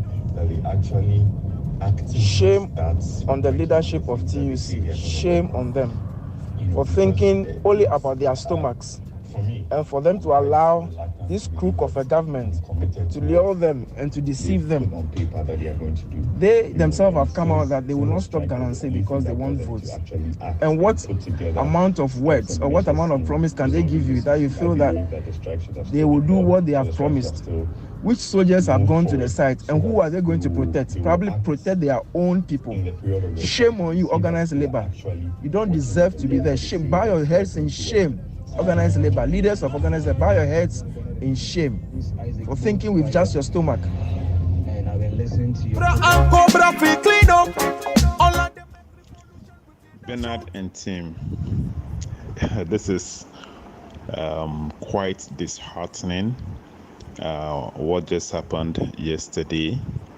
I can actually you people are use of organized labor. In the end, I see these politicians. They are well invested in this galamsey business. So why would they stop themselves from doing these things when they know they get so much money from it? If you dig a little bit further, you see that most of the licenses were issued to themselves and their cronies. So we are hopeful. The media, a section of the media is still on course. We are also hopeful and encouraged by the fact that religious groups are coming out. Tomorrow's walk by the Catholic group, I'm not a Catholic, but I'm going to join. Let's keep the fight on. Elections or no elections. Bernard, Ghana is finished. Bernard, when you look at other countries with small economic hardship, they will protest. and government will listen to their plight. But here in Ghana, look at the economic hardship and trouble that we are going through. Good morning, Bernard and the team. Yes, my few comments on this military going to stop galamsey at which side? The question is at why? Is it Priscilla? Is it Bogoso? Or is it Takwa? Or is it Obuahum? Or Dunkaofin? Or Enyinem? Abomusu? Well, there's so many galamsey sites. So where exactly are they sending the soldiers to? Think of it. Good morning, Bernard and team. Thank you for leading the chat to this point. It's the fact that seeing how politicians have toyed with this country over a long time now, and to drum home our plight, choose that parliaments and have them come to light, which is in the interest of the country and every person in Ghana. Well, organized labor and people who are technical. But I want to assure all Ghanaians, as we have said this morning, that the young people of this country, we are not sleeping. We will rise up for our country and for our future. We aren't dying now. We are not going on retirement now. And we have the country ahead of us. Good morning, Bernard and team. First of all, I want to just comment this whole stop galamsey thing. But see, I believe so strong that which it would take for this particular Akufo-Addo-led government to listen or to act properly for once, it is nearly here. It is nearly here. See, I can't put a finger on anything, but I can feel so deep in my heart that which will push them to act correctly, act properly for once, it will soon come to them. And maybe by that time, it will take them biting their fingers, pulling the hair in their nostrils and the hairs in their ears, but they will act. No, guys, don't lose heart. Don't lose heart. We are all disappointed. Of course, we don't want the country to shut down, grind to a halt before they act. But they will have no other choice than to do what they have to do. Your French was beaming with this morning. Trying to find. They don't use to be following the galamseyers and be reclaiming their land and be planting trees. I don't think that the water bodies will be like this. But if they tell you the amount to spend, my friend, you'll be sad. It's the amount that when you hear, you'll be sad. And I don't know what to do. Good morning, Bernard and team. I believe in a serious democracy. Leadership of organized labor should be resigning. But Ghana will do. It will not happen. It's a shame. Their conscience will judge them. Thank you. Bernard and team, thanks for the great work you are doing. In fact, what happened yesterday with organized labor, in fact, it has really, stabilized many who were on their side or thinking that organized labor is our last hope. Now that they have taken this stand, we don't have any hope again. All that government said they will do, when I bet you me, mark it somewhere, it will amount to nothing.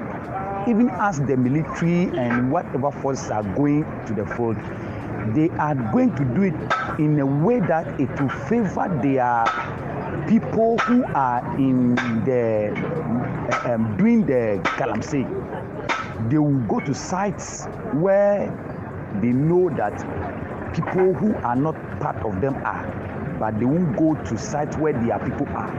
In fact, this thing that they are doing is just a charade. It will end up anything.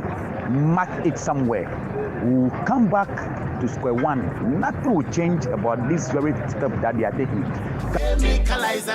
Good morning, City Breakfast Show, Bernard and his team. I'm really disappointed with Labour Union. I'm really disappointed. I'm even lost of words for not thinking of the future generation and just boycotting the strike without, due deliberation with the whole union is so absurd. And I think they should know better. They are our leaders. We expect them to think deep when they are taking decisions. Those autocratic way of doing things in this country must stop. We are tired. Weather is almost getting, dark by day, getting colored by day. And you people are sitting down quietly normal. You are saying you believe this government, you trust this government. For 7 years, they could not solve it. They can use only 2 months to solve it. I'm disappointed with the 2 leaders. And I pray God himself will deal with them drastically. They have to pay for it drastically.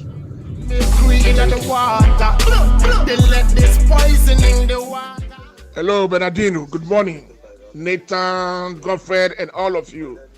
And the top rascal of City FM. Caleb Kuda, my man. I love this guy too much.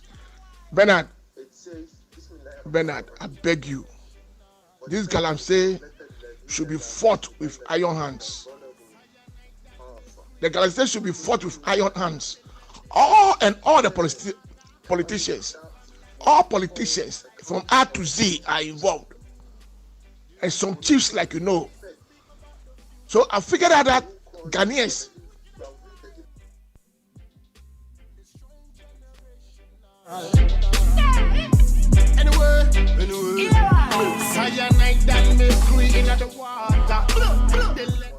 should make a sit-down strike one day. No cars moving, no human beings moving, nobody, no church, no nothing.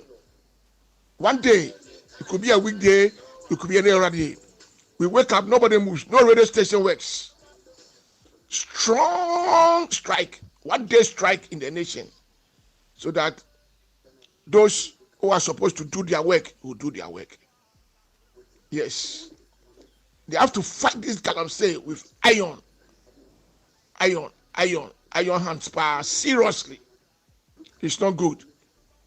Way back in 2003 or so, I went down to Takwa to buy gold, and this galamsey was going on in the bush.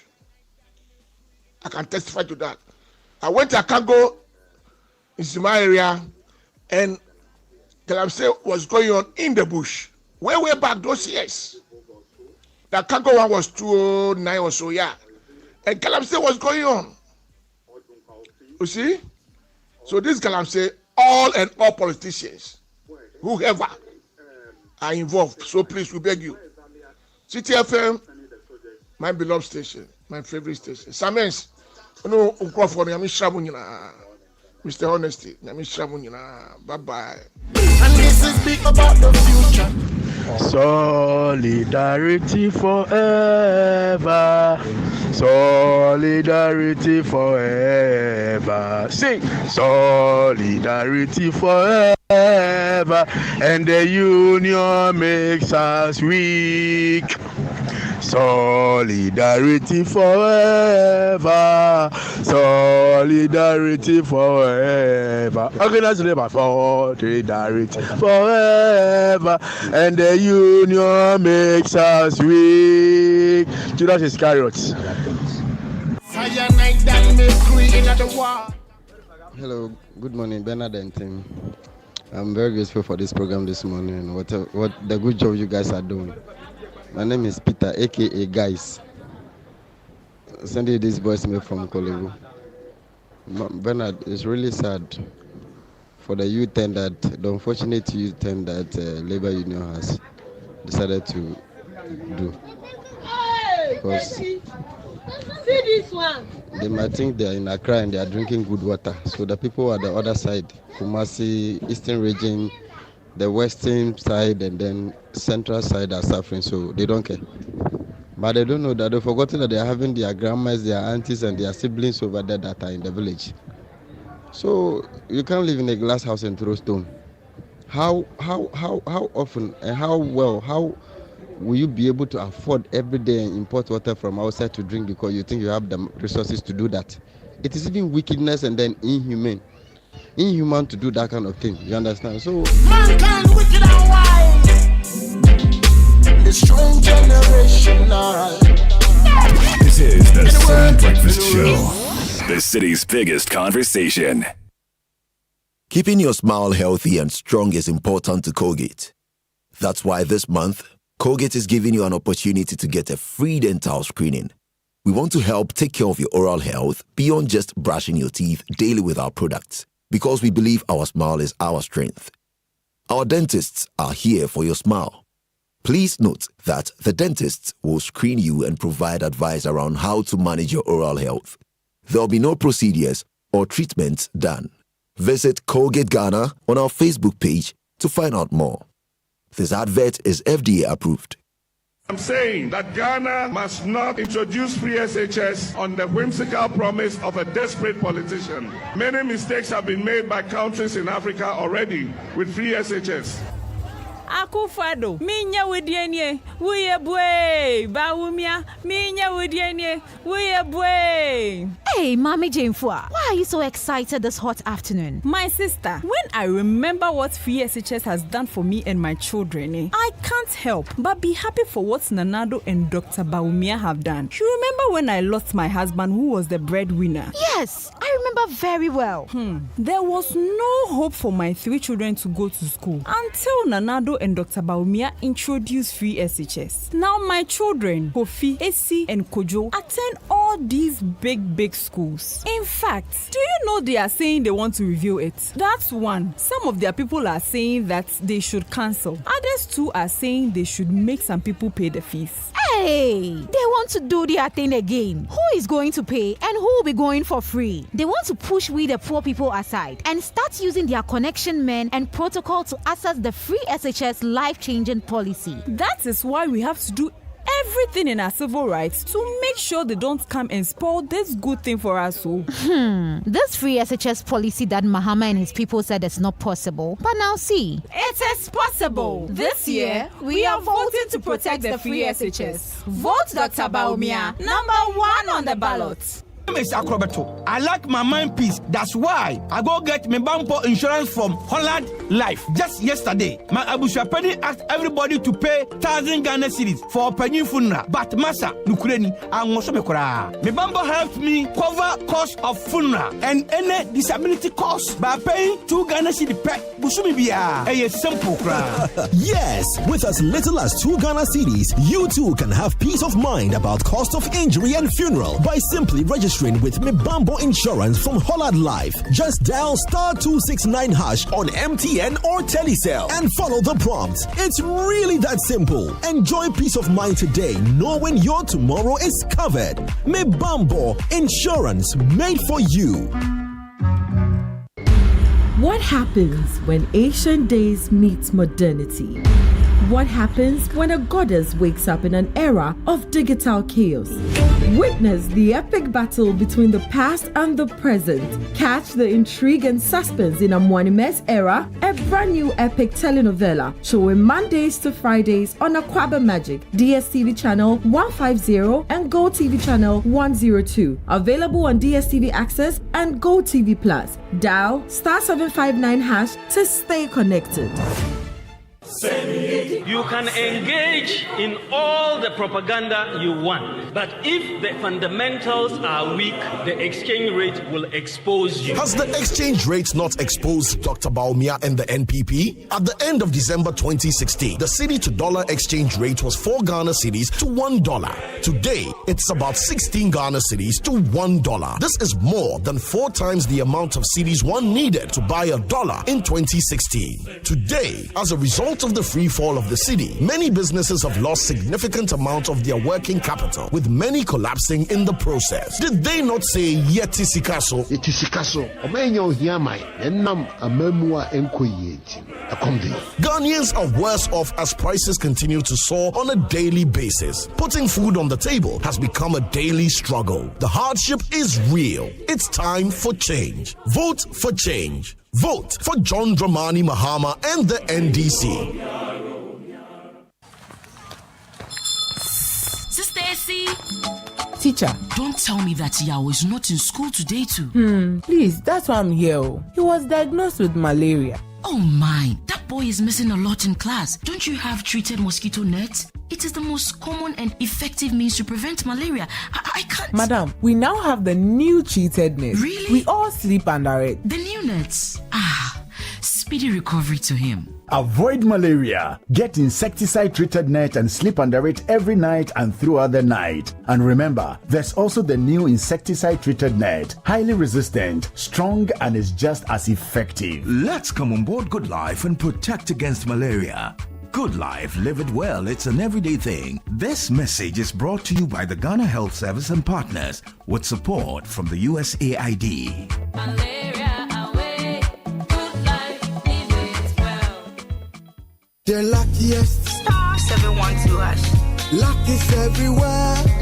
For everyone, yeah. Here's to the friends who dialed star 712 hash and found no regrets. To the investors who struck gold. To the health workers who diagnosed luck with precision. To the tough guy who couldn't hold back his tears. To the passionate fan who couldn't contain his joy. To the seamstress who turned her hard-earned stitches into a bundle of happiness. And now, here's to you. Your next big win is right here. Luck is everywhere. For everyone. Dial star 712 hash. Now join in the luckiest winning celebration. Every 1st July 2024. Over dial star 712 hash. Now I to tickets as a group, individual, and now even as a community. Now win Nistika Kessie. Prizes are Kessie in the community draw or go for the grand draw on the 30th of November 2024. Unlock your luck with star 712 hash. Now join in the winning streak now. Star 712 hash. Luck is everywhere, for everyone, yeah. The luckiest. Citi 97.3. Accra. So that's all we have time for today's edition of the show. Thank you for listening. And Caleb Kuda has Citi News at 10. Take it up, Caleb. Thank you, Bernard. This is the